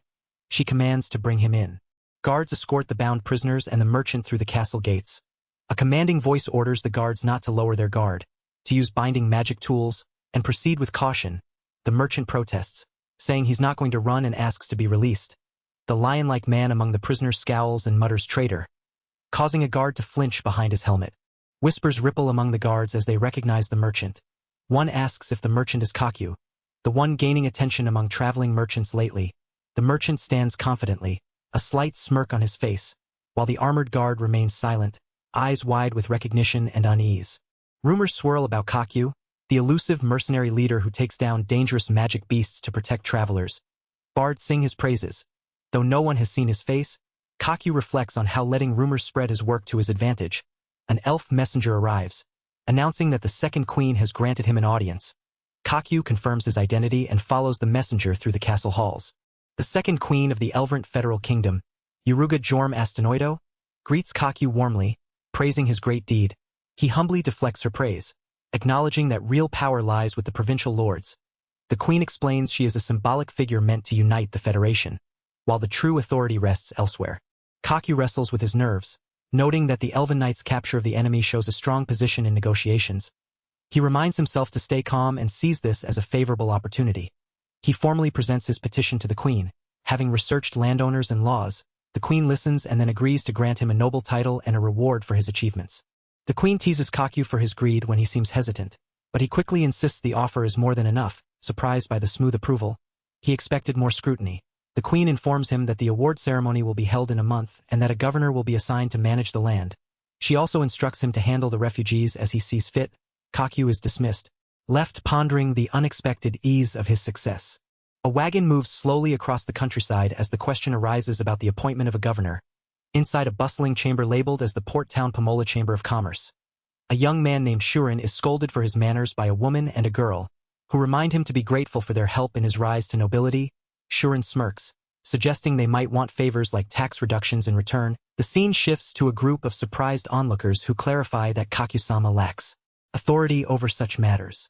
The focus moves to a composed elf named Marisa Balsafar, the Vokle regional governor, who insists that such requests should be directed to her. She reviews a proposal for redeveloping an old highway, noting the potential for significant tax revenue despite a slight budget reduction. The conversation reveals that all tax income will be temporarily managed by her. Nearby, two men discuss the nature of noble titles, distinguishing between land-owning nobles with real power and landless nobles, who hold honorary ranks without authority. Shuren laments being played after realizing that becoming a land-owning noble was the best shortcut to royal proximity, but he was outmaneuvered by the elf queen. A woman explains that the queen is a high elf who played a key role 1,000 years ago in defeating a demon lord with spirit magic and has lived nearly 1,500 years. Shuren admits he did negotiate but is humbled by meeting someone with more life experience. The queen counters Shuren's claim, stating that the land cultivated by refugees and once managed by Vridra now belongs to her. As the duke's lineage has no heirs bearing the name, she explains the land was abandoned 500 years ago due to a dragon incursion but was never officially relinquished. Shuren notes the land was unmanaged for 120 years, but the queen insists it now belongs to her. She challenges his ambitions, suggesting he seeks noble status as a means to an end and doubts his grand ambitions that would require acquiring land. Yaruga Jorm Astanoido challenges Merchant Kakyu to reveal his ambition, giving him 1 month until the award ceremony to prove himself. Kakyu contemplates the meaning of ambition, considering that even without noble authority, he can still build influence over the royal family like Sebastian. Though it will take time, he admits to needing a new plan, suspecting the queen never intended to grant him land. Kakyu reflects on a conversation with a woman who calls him dear, noting how alive he seemed when directing refugees and mercenaries. She suggests he now seems lonely, implying his desire for land goes beyond mere plans. Kakyu questions if he truly feels that way as he sips tea. A man bursts into Kakyu's room loudly, congratulating him and announcing he has brought a good match. The woman introduces herself as Liana Sebasta, Sebastian's wife, here to pay respects and announce a new branch opening in Pomola. Kakyu is surprised, and Liana assures him their ships will handle transportation, emphasizing that boosting the economy is the priority despite competition. Kakyu listens as the man confidently declares that 100 years from now, they will dominate the seas, showing no surprise at the elves' long sense of time. Kakyu wonders what ambition really means, questioning if his own desire to become a noble is the same thing. The man finds Kakyu's proposal peculiar, urging him to know his own ambition, while Kakyu remains uncertain and confused. Kakyu questions if Silga's goal can only be achieved by becoming a land-owning noble. While Silga admits it would be the fastest route, Kakyu notes Silga's lingering attachment to land, but Silga is willing to give it up if necessary. Kakyu suggests Silga deeply desires land without realizing why, and the queen likely saw that too. He then asks where Silga's ambition comes from, prompting a thoughtful silence. Silga reveals his 29th child was recently born, deflecting the question with humor. Kakyu urges him not to change the subject. Silga explains ambition stems from what one believes is irreplaceable. He states his family is the obvious source of his ambition. Silga is told to take a month to think it over, while the other acknowledges their ambition is the same. The conversation shifts to what obtaining territory means for Silga and his family, with scenes of daily life, work, and community illustrating the question. In the ancient city of Ifer, children play energetically despite being scolded for using their hands during a game. Silga watches quietly as time passes, realizing 3 weeks have flown by in an instant, ending with a resigned crap. Silga struggles intensely, frustrated and desperate for a breakthrough. While children nearby enjoy carefree play without worries or deadlines, a small girl offers him a special dumpling to lift his spirits, and after tasting it, Silga admits it helped despite its earthy flavor. Suddenly, a loud crash from the training grounds interrupts the moment, drawing surprised reactions. In the training grounds, a fierce confrontation unfolds as a muscular man named Vrymus grabs Silga's arm, who demands to be released. Vrymus declares he will not accept Silga as the next chieftain, challenging him to prove he is the better choice by taking on the dangerous Trial of the Fangs. Silga, sweating and tense, asks how exactly he is supposed to do that. Vrymus tightens his grip, mocking Silga's fear and warning him there is no special treatment as the chieftain's younger brother. Silga protests the trial's danger and its banned decades ago, but Vrymus insists it will prove strength and courage. After a final glare, Vrymus leaves. Calling Silga a wimp, Silga watches silently, reflecting on the walls everyone must face and the difficult path to break through. A vast snowy village stretches under a pale sky, windmills turning slowly, 2 men talk casually. One remarks the other is used to the cold, and the other admits he was born in a land with snowy winters. The conversation shifts as one asks if the other's memory has returned. Met with hesitant denial, the man questions if the other might be lying, but the answer is a quiet admission of partial recall. The topic turns serious as one asks what he would do if he were a murderer or criminal. The other responds that by that logic, he is also a criminal. He reveals his past as a soldier who killed many in war, stole to survive, and killed deserters from his own side. Townsfolk labeled him a murderer and outcast after a peace treaty ended the war in a draw. He explains most people in settlements like theirs have dark pasts but now strive to live honestly. The man emphasizes that their village does not cast out those with troubled histories. He recalls the founding agreement to make the village their true homeland, a place of acceptance and belonging. The other listens intently, the weight of the words settling between them as snow drifts down. In a different setting, a man fishes by a large tree with sprawling roots. He asks why he was made captain of the mercenaries despite not knowing anyone. The answer is simple. When the leader promised not to hand over mercenaries to authorities if they served loyally, many hesitated, fearing Vridra's wrath. Yet he was the only one to volunteer without hesitation, standing apart from the wary crowd. The man explains that the person who steps up first always draws resentment and blame, especially when betrayal is involved. He admits he raised his hand because he trusted someone willing to take that burden. He confesses he had always been afraid of his brother. The memory surfaces of his brother slaughtering passing elf adventurers when he was 10, answering their questions with a chilling reason, because they were there. The story continues as the man recalls his brother's imprisonment by their father. The chieftain, fearing tensions with the elven king, his brother escaped at 13, harboring a fierce hatred for elves. Though the man never understood the centuries-old conflict behind it, his brother killed all their male siblings and their father, sparing only him to claim the chieftain title. Despite his brother's ambition to unite their people and create an ideal country free from discrimination, the man realized his methods were wrong.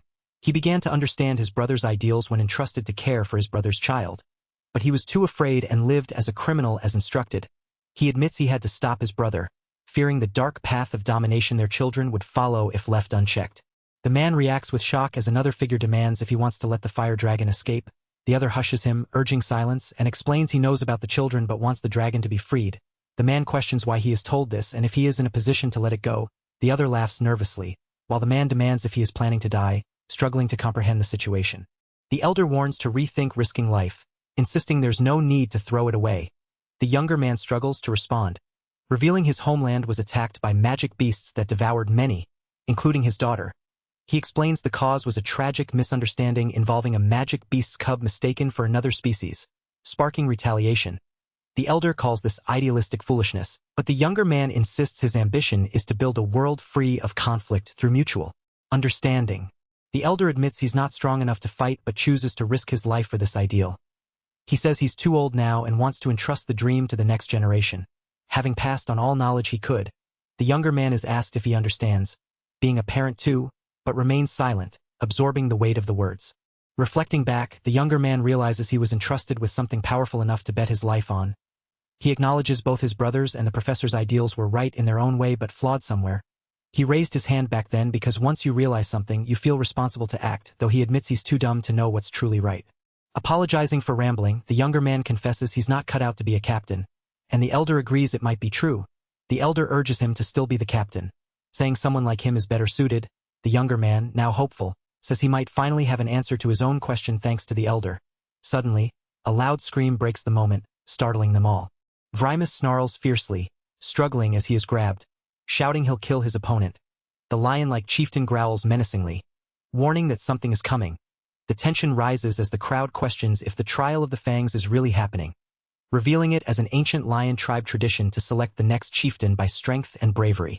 The chieftain explains the trial requires stealing a cub from a chimera's den and surviving. Vrymus is warned to stop immediately, but he knows the governor's eyes are on them, so he must avoid flashy moves. Vrymus fiercely battles the chimera, grappling with the beast as it snaps at him. The lion chieftain pleads for the cub's return, urging haste. The cub runs toward them, and Vrymus commands to hurry. He apologizes for scaring everyone, promising to return the cub safely. He asks the onlookers to calm down and go home. The chieftain accepts responsibility for the mistake, begging for forgiveness and vowing never to let such reckless actions happen again. Vrymus declares he alone can handle the mercenaries and swears to bring them under control. Silga exhales, agreeing to count on him. Vrymus explains he understands this responsibility is something only he can fulfill. Silga invites Vrymus to join him as his attendant for the upcoming award ceremony, promising to show him everything. The second queen of the Elverant Federal Kingdom, Yuruga Yorma Astanoito, sits regally and acknowledges Vrymus's arrival, commanding him to show his ambition.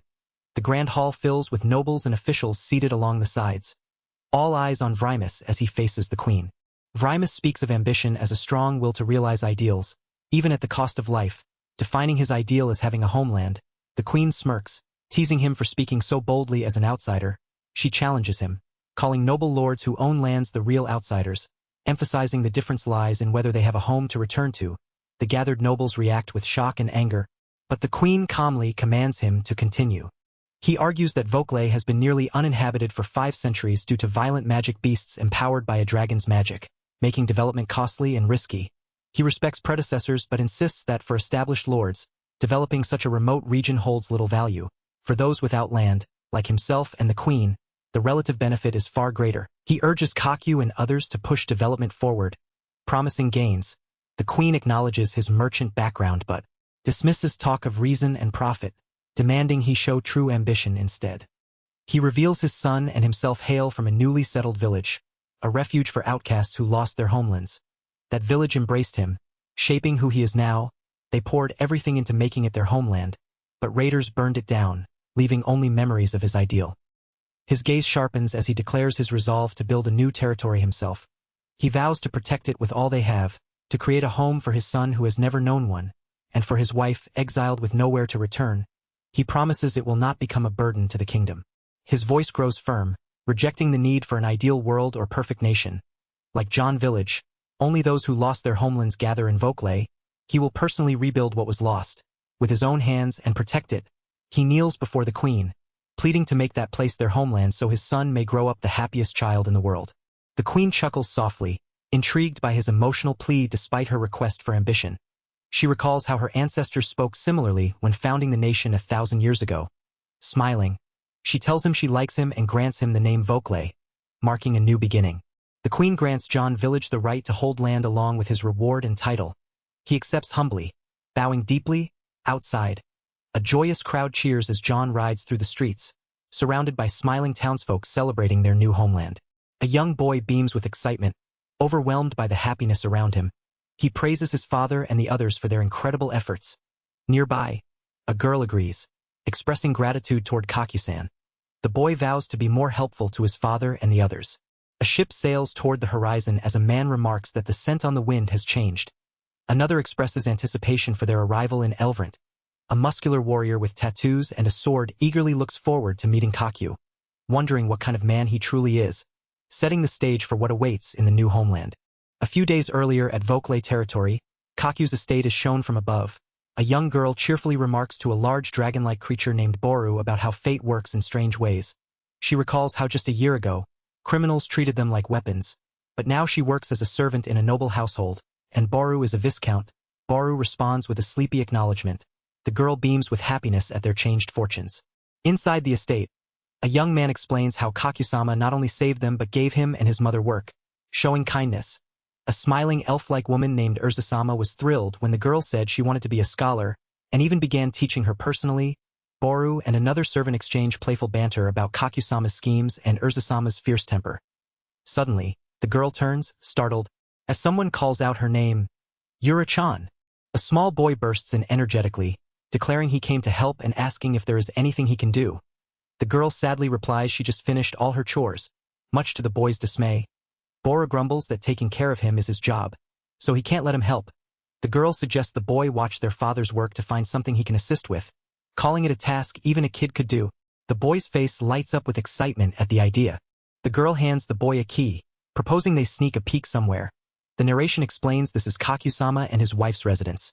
Though they are rarely home during the day, to fulfill their duties, they travel to Ifer, the town where their subjects live and where the Lord's castle stands. The girl uses the master key Kakusama gave to all his servants to open a door, preparing to explore further. The ancient city of Ifer sprawls under the watchful walls of Vokle territory. The girl and the boy excitedly announce their arrival, praising Kakusama's magic key for making the journey swift. The castle looms ahead as they prepare to explore. Inside, the boy reads a report revealing that the Pomola intelligence unit uncovered the trade routes used by Vrita and his group. The girl sneaks a finger to her lips, signaling silence as they investigate further. The boy reacts with surprise upon learning about a military clash with demons in the kingdom of Ural. The girl confirms the kingdom's name and questions the extent of their exports, noting they reached far beyond. He connects this to what Arnaud mentioned earlier, realizing the significance. She reminds him that Ural was his homeland, deepening the weight of the discovery.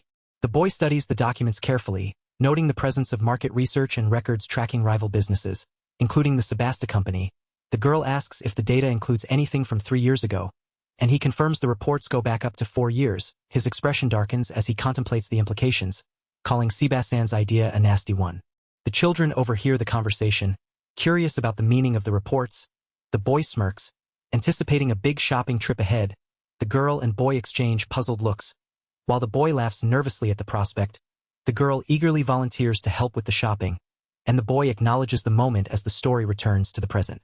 Bors and the dragon land near a forest, ready to bring Arzkuin to his errand's destination.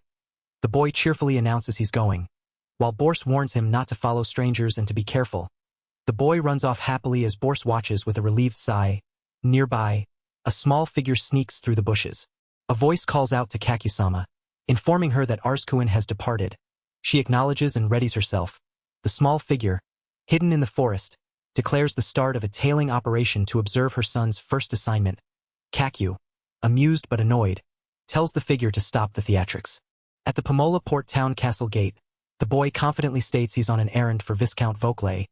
A guard greets him kindly and asks what brings him there. The boy replies with enthusiasm, and the guard wishes him well as he heads into town. The boy receives a coin from a cloaked figure who thanks him for carrying out the plan. The figure warns him to disguise himself with confidence to avoid suspicion. The boy's miniature companion announces that Mission 1, entering the town, is complete and prompts the next mission. Buying goods at the market, the boy happily thanks a merchant woman as he orders specific groceries, impressing her with his responsibility and exact change. Merchants lavish praise on the boy, telling him to take everything without paying. They gush over how smart and cute he is. While one merchant recalls being charged triple the price before, the boy beams, carrying his groceries happily. Nearby, a woman explains that ours is smarter than kids 10 years older, thanks to the elite education she provided. She adds that he's the most adorable child in the world, so such doting is natural. Two figures discuss the next challenge, Mission 3, which involves buying a slave from the Sebasta company. One asks if this is the big purchase Kaku mentioned, and the other confirms, noting it fits their theory. They recall the war between the Uriel Kingdom and the demons, the Sebasta company's activity records, and a particular rumor. These clues reveal a certain possibility coming to light. A muscular man stands before a burning ruin, stating that a certain big name matching their search is possibly living in Pomola as a slave. The woman explains that Arz's mission is to confirm this person's existence and recruit him if possible. The other figure protests, calling it an adult's job and wanting to step in. The woman insists the task is insanely difficult but crucial. The woman scolds another for spoiling Arz too much, reminding them they discussed this days ago. Arz is not ready. Another protests, recalling a huge argument. The woman insists Arz can handle it and must understand his noble status from a young age. She reflects on how different values are between Earth and this world. Scenes show Arz being harassed by rough men, but she says with Arz's power, poor security won't be a problem. Arz is already heir to a noble family and must learn his place in society early. The young Viscount Vauclay cheerfully declares he is on an errand for Viscount Vauclay himself as he approaches the castle gate of Pomola Port Town. An elderly woman greets him warmly, asking what brings him here. He responds enthusiastically, and the woman bids him to take care as he heads off. The scene shifts to the ancient city of Eifer in Vauclay territory, where Vrida and another character marvel at how quickly they arrived. Praising Kakusama's magic key, Vrida learns from the Pomola intelligence unit that the trade routes used by his group have been uncovered, leaving him surprised.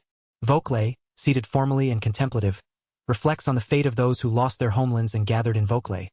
Vowing to protect and rebuild their homeland with his own hands, he pleads with the king to allow them to make this place their home so Ars can grow up happily as a child in this world. Ars, carrying baskets of vegetables, walks past some dead bodies and expresses his desire to respect what a certain strong person genuinely wants to do. A hooded figure agrees but vows to intervene if things turn dangerous, explaining they are tailing this person for that reason. Meanwhile, Ars arrives alone at the Sebasta Company Pomola branch, boldly announcing he is here to buy a slave. The staff are surprised to see a child, but Ars insists.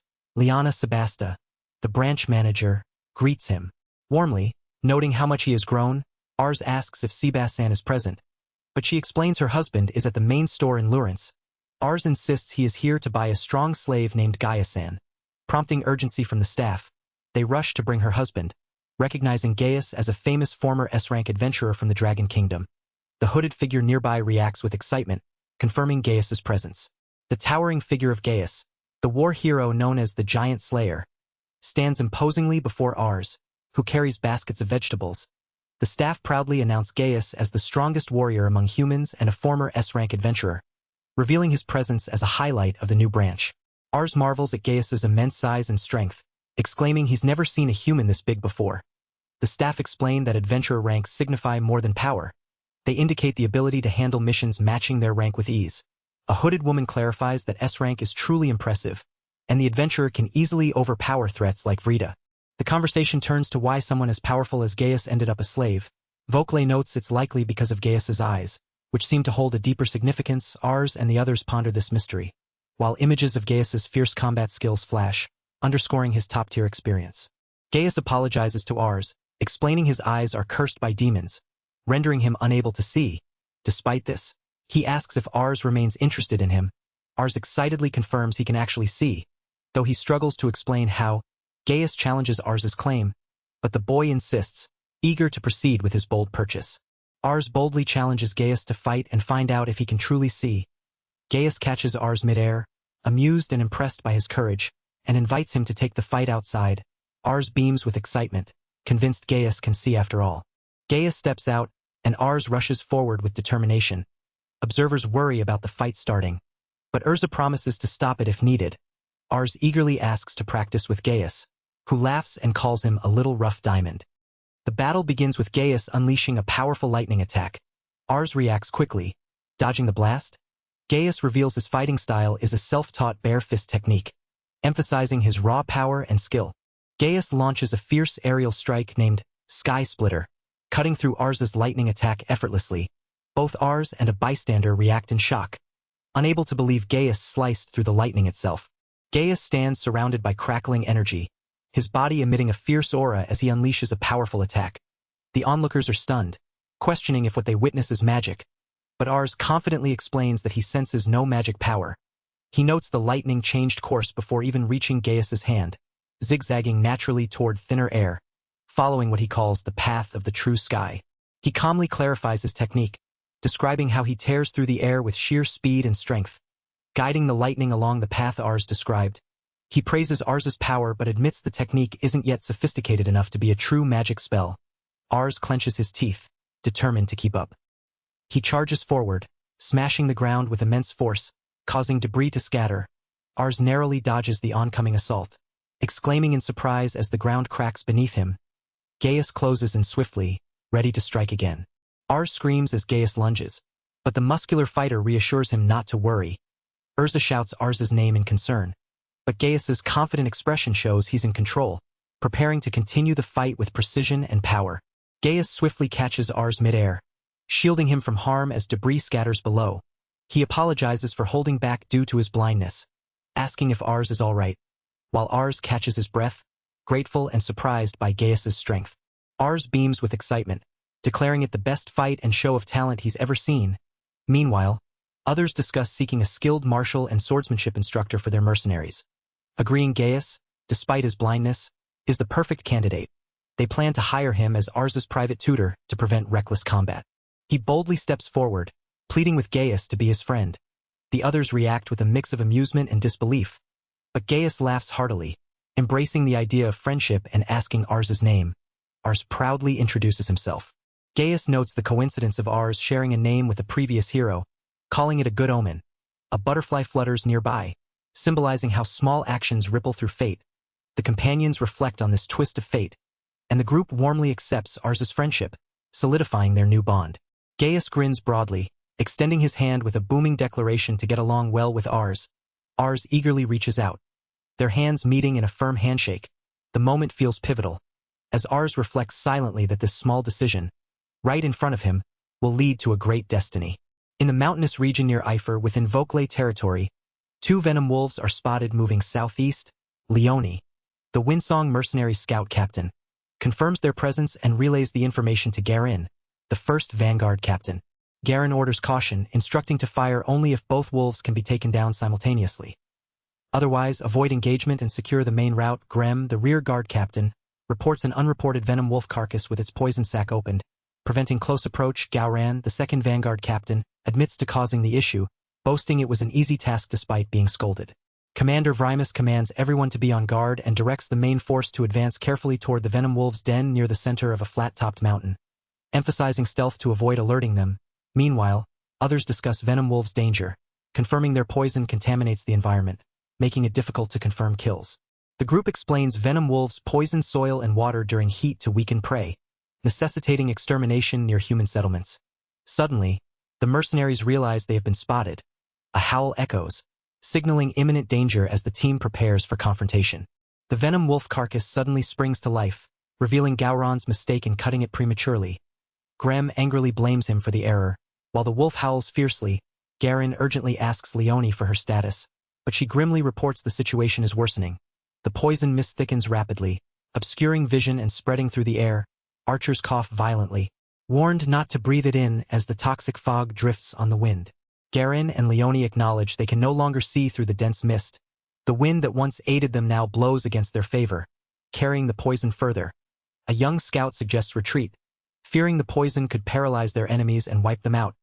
Garin hesitates but then asks if they can handle the situation, steeling himself for what comes next. Gaius steps forward confidently, assuring Garin he can be counted on. He inhales deeply, drawing in a steady breath as the others watch curiously. The scout wonders what Gaius is doing. While Garin and Leone exchange puzzled looks, Gaius prepares himself, standing firm and ready to face the toxic mist head-on. He channels his energy, unleashing a powerful force that radiates outward in a circular shockwave. Leone and Garin react with alarm to a sudden sound, but Gaius dismisses it as the least of their worries.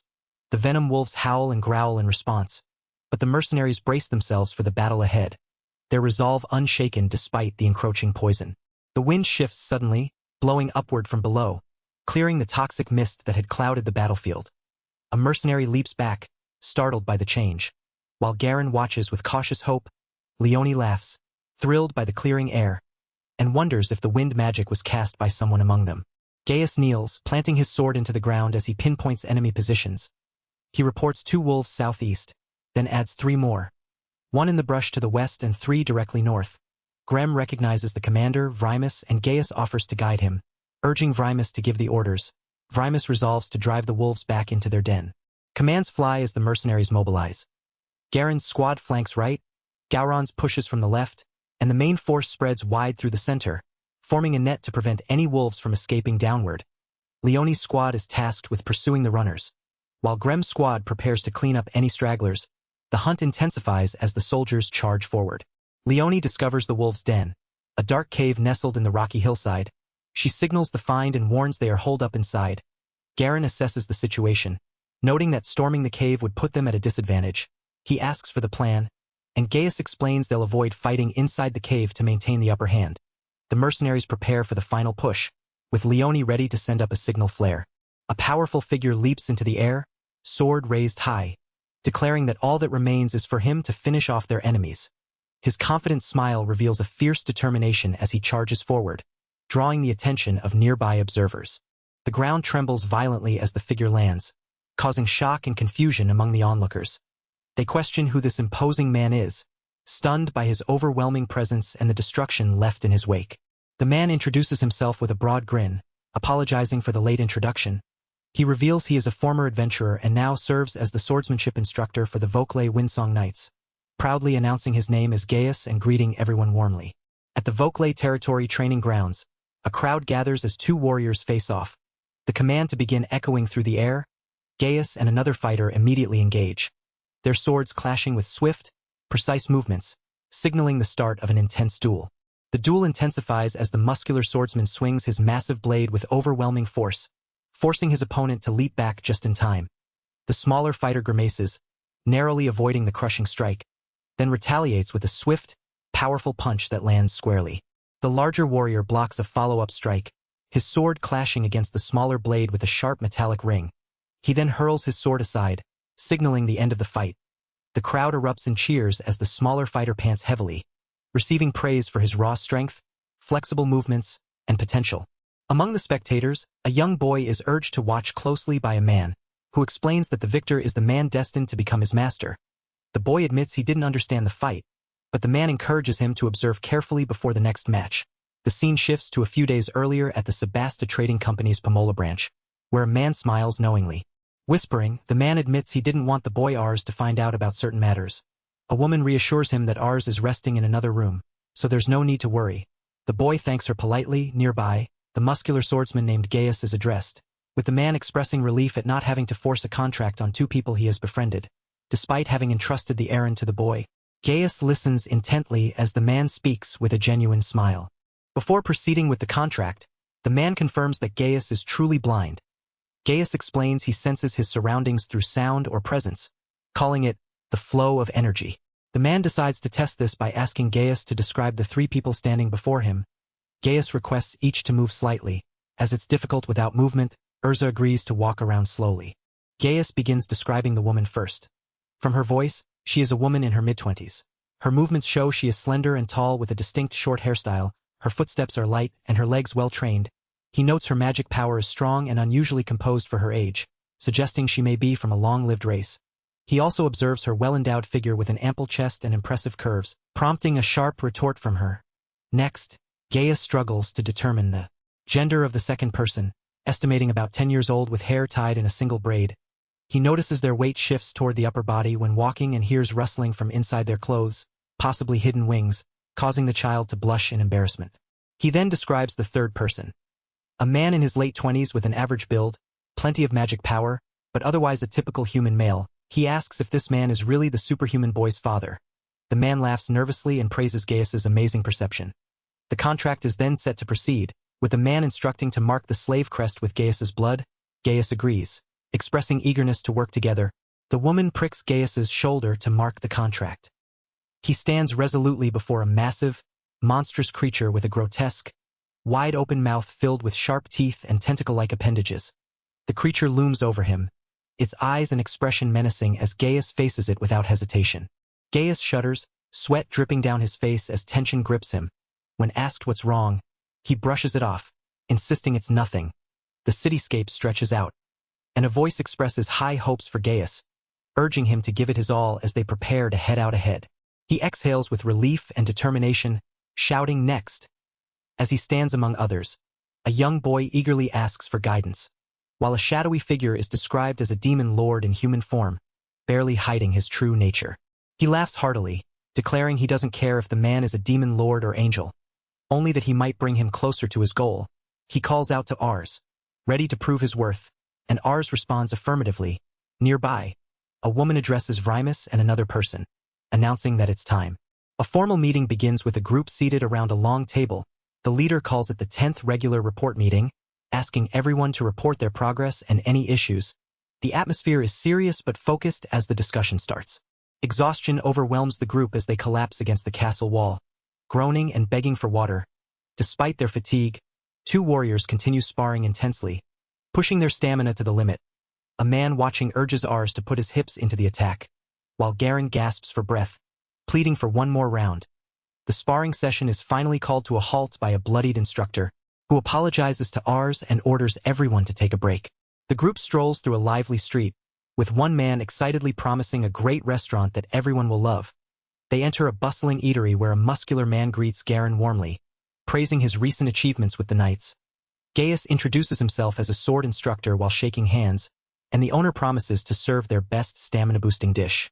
Inside the restaurant, the group settles at the bar as a woman and a man watch them enter, whispering about the knights. The woman declines their presence, calling them crooks pretending to have changed, while the lion-like warrior growls in frustration. The muscular man smiles, curious about why the knights hold such disdain, though the story behind it is complicated. The scene shifts to a formal meeting where the head of agriculture reports that farmers complain about slow responses to beast raids despite requests to the security unit. The head of security explains the farmers turned away help, causing the delays. The head of handicrafts angrily demands the delivery of finished tools into dangerous forests, while the head of construction admits that requested tools have yet to arrive after 3 days, highlighting ongoing internal issues. The heated argument continues as one official insists the tool request should come from those who actually need the tools, not the transport team. Another counters that no one said they had to deliver them personally, suggesting requests be made when supplies are loaded. The head of civil affairs raises a hand to speak, warning that poor communication isn't the root problem. She points out the deeper cause, ongoing conflict between former slaves living in the area and ex-Dark Guild members, illustrated by chaotic scenes of fighting and tension. A man with horns explains that Lord Kaku-handed wanted criminals and defiant individuals over to the kingdom's army, giving the rest a choice to face punishment or join the workforce and military. The woman acknowledges some fear punishment, but many genuinely try to change. She notes those in the knights, construction, and transport sectors chose to reform. Though rebuilding trust remains difficult, a lion-like warrior admits some still cause trouble occasionally, while a bald man agrees that trust won't come easily after all they endured. The group contemplates the situation quietly. One man expresses concern that the problem lies in the fact that nobody outside knows they are trying to be good people. Another hesitates but agrees. The tension lingers as they realize the need for broader recognition of their efforts to improve. Suddenly, the muscular man slams his hand on the table, declaring the decision to inform their master. He confidently announces he will go personally, surprising the others. Despite warnings that the boss is in a meeting, he insists on accompanying the messenger. The scene shifts to the meeting room, where the leader contemplates the situation thoughtfully, surrounded by his advisors. The head of intelligence and education acknowledges the serious issue of the children's moral upbringing being affected. A young man admits that even if they understand things logically, their feelings complicate matters. A muscular man insists that most ex-Dark Guild members take pride in their new honest lives. The discussion is interrupted by footsteps approaching, prompting surprise and calls to hold on. The muscular man bursts in enthusiastically, declaring the need to hold a festival. His excitement fills the room, catching everyone off guard. The young man reacts with a mix of confusion and hesitation. The scene shifts to a lively festival bustling with people. Children run joyfully, carrying cotton candy and a large watermelon. While others play and laugh, conversations reveal surprising traditions from their homeland, including sprinkling salt on fields during sowing season, which sparks disbelief and laughter. A large platter of steaming food is presented, drawing delighted exclamations about its delicious aroma and appearance. The young man and others express amazement at the taste, while the elf-like character eats quietly, savoring the meal with thoughtful silence. The muscular man proudly recalls learning to identify ingredients by shape and smell, showing his deep connection to family and tradition.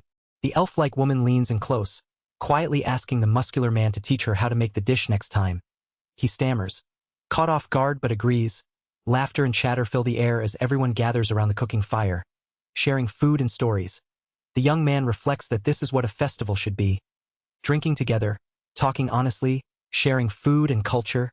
Suddenly, a child's excited shout calls out for their father, breaking the warm atmosphere. The crowd mingles happily, adults and children alike enjoying the festival. The young man's expression shifts to surprise as he hears his name called. The elf-like girl eagerly waves, inviting him over, praising the food's deliciousness.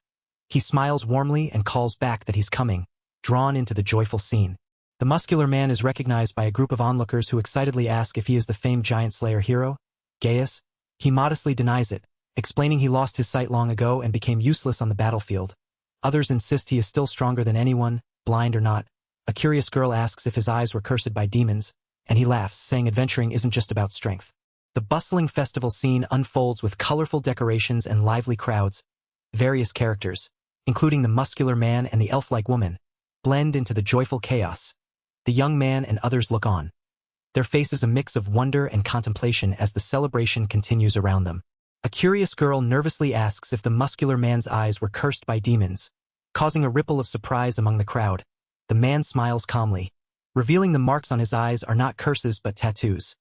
A serious figure named Kakusama steps forward, silencing the murmurs and signaling the need for a private conversation.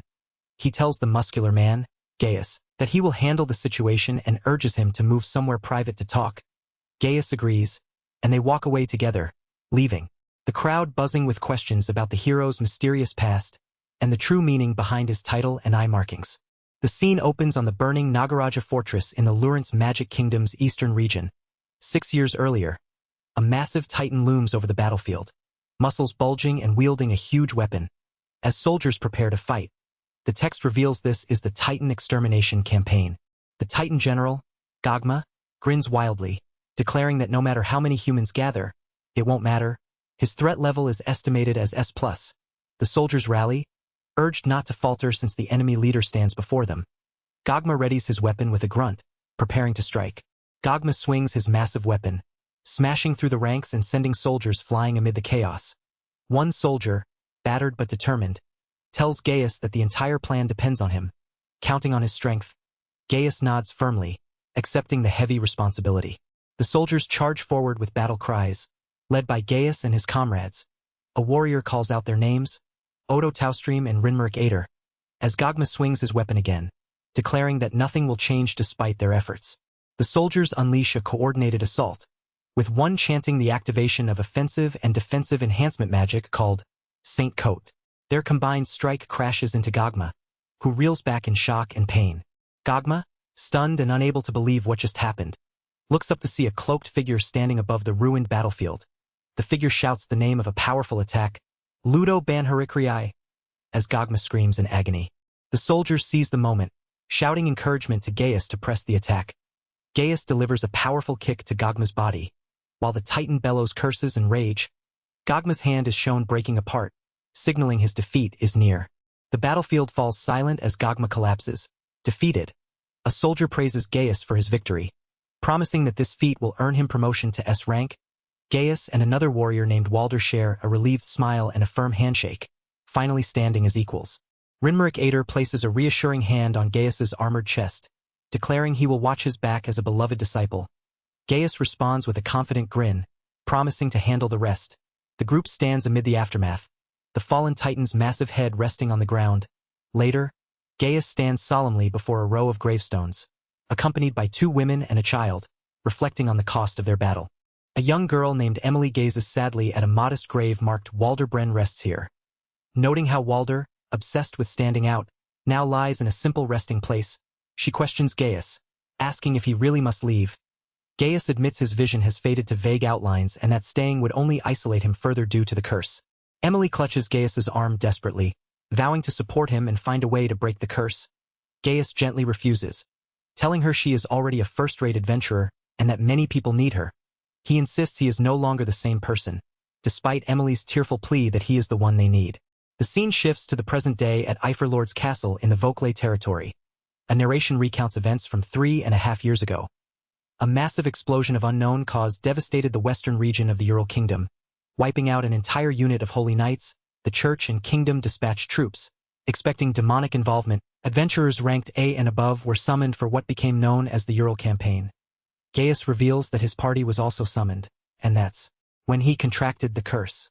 Walder explains that people's fear of curses runs deep, and some curses can spread or even attract demons, making them unavoidable. He admits he could no longer continue as an adventurer and left the party 6 months ago. Emily listens silently, then asks about the curse's link to his magic, but he brushes it off.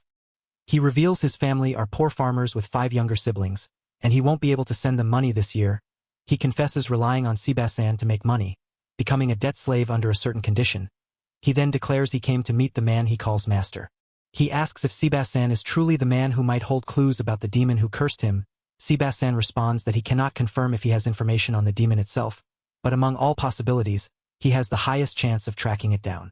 He explains that Kakusama hired the mercenary group that subdued the Dark Guild linked to demons and the Ural campaign. This connection suggests Kakusama might possess information on demons. Walder adds that among those he knows, Kakusama holds the greatest potential, representing the highest degree of uncertainty in the future, which could be hope or anxiety depending on how one engages with him. Walder laughs heartily, embracing the idea that his divine insight can be trusted, especially since he feels cornered on all sides. He acknowledges that if his judgment is still lacking, it means he must improve. From a distance, two figures discuss whether the man they seek will notice the scattered clues. If not, they will have to find someone else. The blindfolded man questions the meaning of clues. While the other explains that both he and his father were baited into a trap, the blindfolded man asks how the other knew he was at the shop, prompting a calm explanation that both were like fish caught easily. The conversation shifts to the aftermath of the Ural campaign, which ended in humanity's victory but left the kingdom with no land or compensation due to the enemy's demonic forces. Many former soldiers and adventurers flooded the ports seeking work, burdened by debt and forced to consider selling themselves despite slavery being banned in the north. The blindfolded man remarks that Sebastian would never miss such an opportunity. The young man excitedly connects the dots, revealing that right after the war, the Sebasta Trading Company dispatched a fleet loaded with debt slaves. While most ships returned to Lawrence, one entered the port at Elvrant with Sebastian traveling alongside a large blindfolded man. This unusual detail hints at something strange about their movements. The young man pieces together that Sebastian was supposed to be at the Lawrence main branch, but company records show he left during the escort of an important individual 3 years ago. He suspects Sebastian was escorting someone important again, noticing the large blindfolded man who stood out. Rumors say a renowned adventurer matching that description had gone missing in Karamia. The young man asks if he is right, and the muscular blindfolded man enthusiastically confirms, praising him as mostly correct. The young man admits frustration but explains a masked man who seemed demonic escaped from the Dark Guild. Though he lacks information on demons, the blindfolded man acknowledges this unfortunate fact. The young man confidently reveals he can use magic to forcibly summon the demon who placed the curse on the blindfolded man. Surprising everyone, the muscular man reacts with shock. While others caution if it is wise to reveal such power openly, they reassure that he is their precious instructor, so it should be fine. The young man adds there is something in it for him as well, prompting curiosity. He explains the curse seems to lift once the demon who cast it is slain. The blindfolded man, sweating nervously, asks who he really is. The young man pleads for help to confront the demon himself and break the curse, revealing the demon is also the target of his revenge. The battlefield roars with chaos as the royal army pushes forward, urged on by cries to not falter and promises that victory is near. Amidst the turmoil, a commander orders the rear guard to fall back and provide support, while a woman warns Gaius that their presence might be more of a hindrance than help. The armored soldiers brace themselves as monstrous enemies close in, and Gaius screams in defiance, fighting fiercely against the onslaught. The tide turns dramatically as Waldebren, wielding the heaven spear, stands triumphant over the fallen demon commander. The soldiers around him erupt in shock and awe, recognizing the arrival of the Holy Knight Order. Their presence inspires hope, and the demons begin a desperate retreat. Gaius shouts orders to prevent the enemy's escape, rallying his comrades to press the advantage. Gaius is urgently called back by Walder, who warns him not to pursue the retreating demons recklessly. The tension spikes as Gaius hesitates, then halts abruptly, eyes wide with realization. He swiftly prepares to unleash a powerful magic attack, his arm glowing with arcane energy, ready to strike at the fleeing foes. In a quiet moment away from the battlefield, Sebastian reflects on the death curse that struck Walder, explaining how Walder was on the brink of death while he himself survived with only his eyes cursed. He admits that pushing himself to protect Walder was the only reason the fatal blow was taken by him instead. The burden of responsibility weighs heavily on Sebastian, who vows to atone for the loss of a great hero. Walder, now calm and resolute, agrees to proceed with the forced summoning, ready to confront the demon and break the curse once and for all. Walder firmly declares he will be the one to kill the demon, refusing to let Gaius fight it.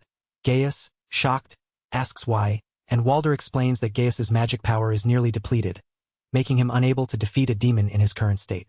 An explanation unfolds. Magic power is the energy used to wield magic, latent in all living beings and accessed through training. The body produces magic power like an engine, while the mind acts as gasoline. When the mind wears down, no matter the skill, magic power can no longer be generated. Walder points out that Gaius's mind has worn down to the point he can no longer generate magic power, likely due to Walder's death. Emily and another character react in disbelief, recalling Gaius's incredible strength during the poison wolf subjugation. Walder clarifies that Walder didn't rely on magic or physical enhancement, but no matter how strong one is, Attacks without magic power can't easily kill demons. Gaius is left speechless, while Walder asks if he's right. Walder warns Gaius that as his magic power decreases, his resistance to the curse weakens, and he will die within 2 weeks at most. Gaius reacts with alarm. Gaius pleads for Walder to summon the demon now, believing there's still a chance. Walder insists that using magic power now will kill Gaius due to the curse, and urges him to let Walder handle it instead. Gaius declares he doesn't care if he dies, insisting only he can avenge Walder, his mentor and benefactor who trained him to be an adventurer. A young girl pleads with her father to do something for Gaius. Begging their master for help, the master agrees, promising not to let Gaius die. The master explains the drastic measure ahead and asks if Gaius is okay with it.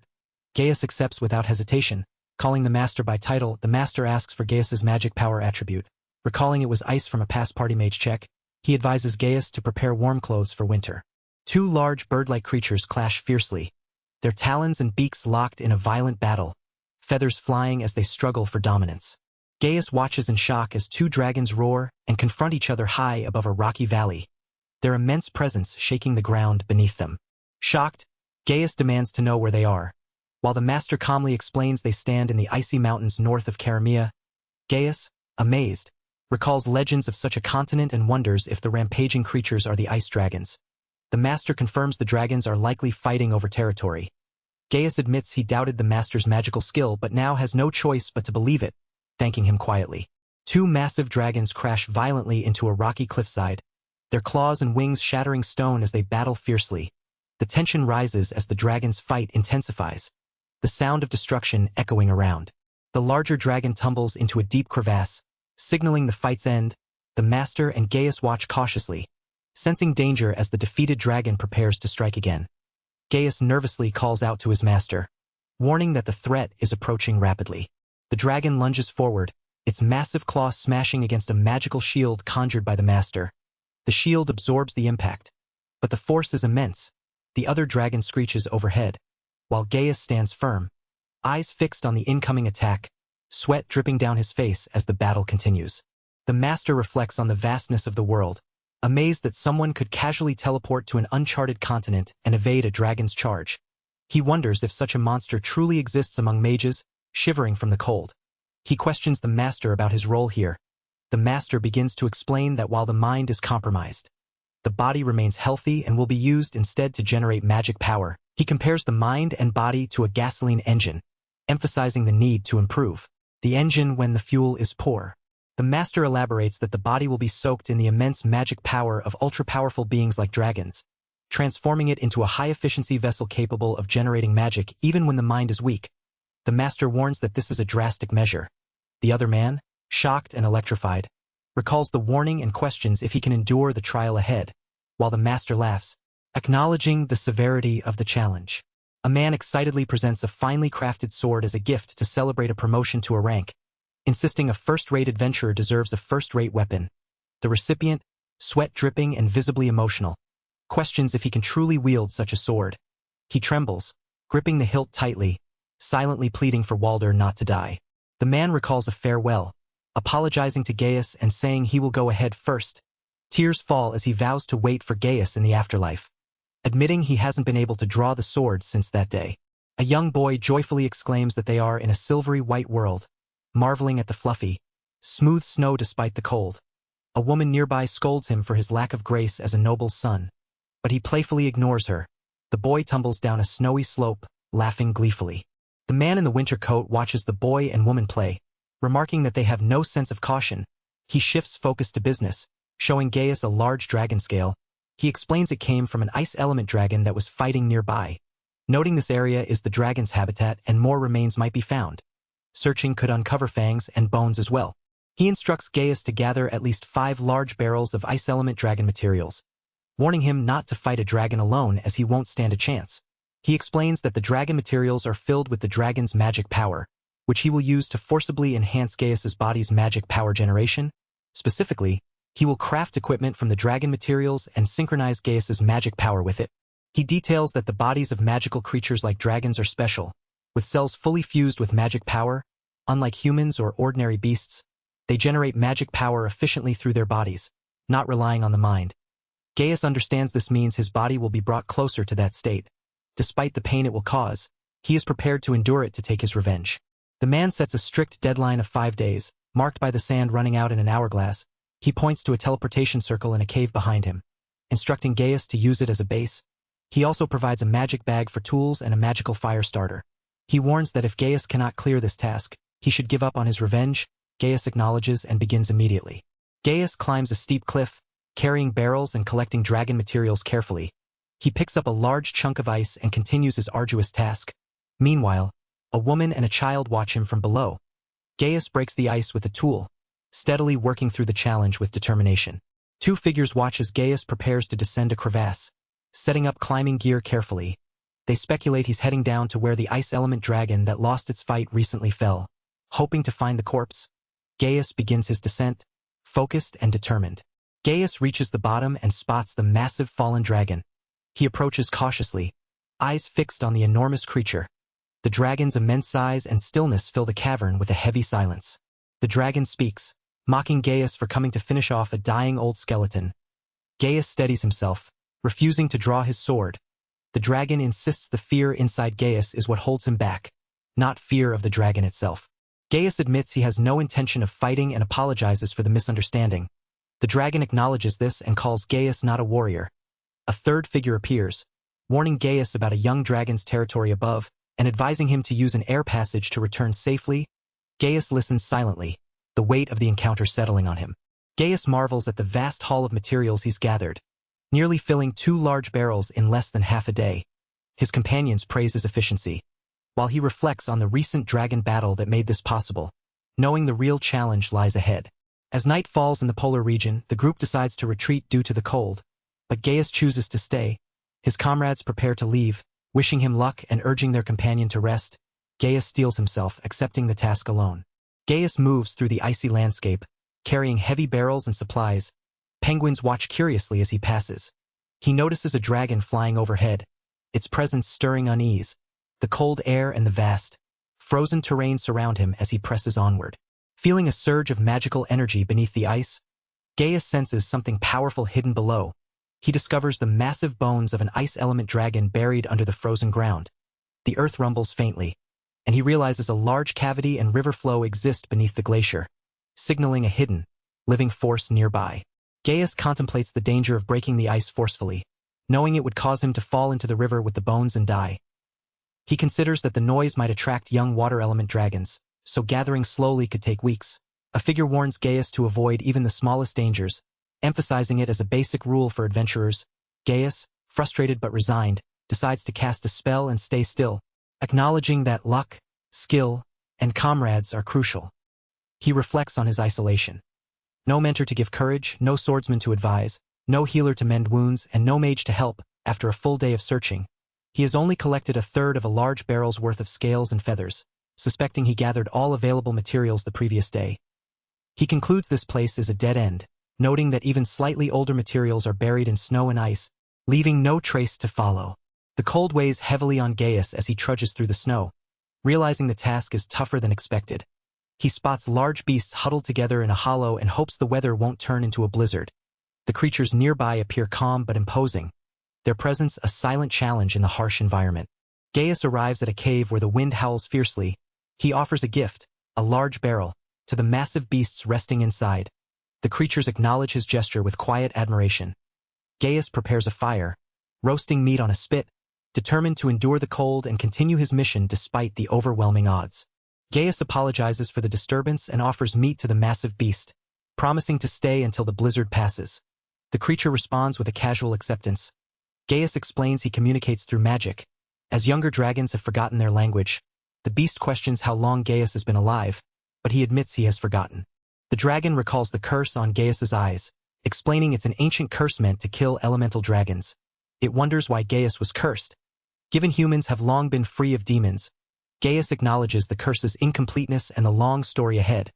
The fire crackles as Gaius prepares a meal, settling in for the tale. The harsh wind howls outside on the 4th day of exploration. The dragon teases Gaius about losing his mind after blowing up a mountain from his own reflection. Gaius denies it fiercely, demanding respect. The dragon insists it's time for Gaius to share a story, prompting him to begin. Gaius reflects on his youth at 17 during a cold summer when his village barely produced crops or milk. Children greet him warmly, offering food and insisting they aren't hungry despite not working. Gaius laughs softly, touched by their kindness, while a wolf's distant growl hints at looming challenges. Gaius recalls the bitter taste of tears from that day and how he worked harder, convincing his father to find him a job crushing iron ore into small pieces. This ore was mixed into the food of wyverns ridden by the Dragon Kingdom's knights to strengthen their scales. One time, while working, he was attacked by a hungry wild wyvern. The one who saved him was Walder.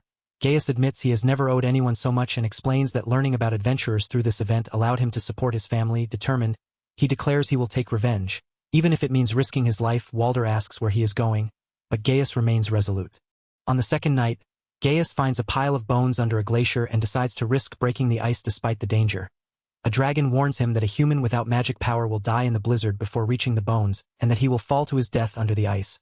Gaius thanks the dragon but insists he has only one day left and must go. The dragon scoffs, dismissing his revenge as foolish. The dragon asks if Gaius intends to die, and Gaius stands silently by the frozen carcass. Back at the castle, Emily questions the meaning of Gaius's intent, and another explains plainly that Gaius intends to die. Emily doubts the situation but decides to check on Gaius, suspecting he might be about to do something reckless as time runs out. She reflects on how far Gaius went, becoming a slave and crossing the sea just to meet her. All for revenge. She realizes that although a mage companion could have warned him about the deadly curse, Gaius chose revenge over lifting the curse. She acknowledges that Gaius knowingly prioritized dying over revenge. Gaius, sitting alone with his sword, denies that dying would help him take revenge. The dragon questions whether Gaius's target is the demon or himself. A young mage reluctantly agrees to perform an image projection spell when prompted. Gaius, wielding a large axe, prepares for adventure with a confident smile. Walder and others greet him, reminding him they are not sightseeing. Gaius is urged not to be stiff and to embrace the adventurer spirit. Gaius passionately declares that adventure means freedom, explaining why he became an adventurer. He vows to explore unknown lands, fight alongside companions, and share joys and hardships. He dreams of visiting the demon and heaven realms, making new friends, and enjoying life to the fullest, urging everyone to live fully and enjoy life more. Gaius admits he doesn't have grand dreams. His only wish is for his family to live in peace without hunger, a hope already fulfilled thanks to Walder. Yet, he acknowledges Walder is dead and that he took away Walder's dream. Since Walder's death, Gaius hasn't been able to draw the sword given to him long ago, fearing that drawing it will force him to remember. As battle rages, a woman apologizes to Gaius and says she'll go ahead first. Gaius, with tears streaming down his face, tells her he'll wait for her in the afterlife. He urges her not to die, and she returns the sentiment. Nearby, Gaius reflects that the rest of what Walder said was likely just resentment, which he unconsciously forgot. He admits the one he truly hates is himself. Gaius declares that the enemy he must kill is himself. He vows to kill the demon and then die if he cannot kill it immediately. The dragon warns that the curse has deeply affected Gaius's mind. It explains the curse would instantly kill a normal human but is meant for elemental dragons, amplifying hatred and causing allies to kill each other. However, Gaius is somewhat fortunate because the curse channels his hatred inward, toward himself. The dragon notes that Gaius reminds him of an old partner. Asking if he had a partner, Gaius confirms it was a human named Bren, a dragonborn of the original line who taught him the human language. The dragon, shocked, wonders if this is the dragon warrior Bren, causing Gaius to react with surprise. The old man confirms he knows Bren well, calling him the founder of his hometown, the Dragon Kingdom. He describes Bren as a legendary warrior who rode an elemental dragon, soaring through the skies, and who defeated the demon emperor alongside the hero 1,000 years ago during the Great War between humans and demons. The man laughingly denies the legend's exaggeration when asked if he was a companion of the legendary hero. Gaius reacts with shock and demands clarification on what is meant by being exactly alike. Suddenly, a powerful tremor shakes the cave, causing Gaius to look up in alarm. He realizes the source of the tremor is the dragon, who has sensed that Gaius is still alive and has come to finish him. The ground and walls around them begin to crack and crumble under the dragon's approach. The dragon bursts through the cave entrance, roaring fiercely as it declares Gaius the insolent brat who defeated it. Gaius stands frozen, overwhelmed by the overwhelming foe before him, forced to confront whether he will choose death or fight back against the seemingly unstoppable enemy.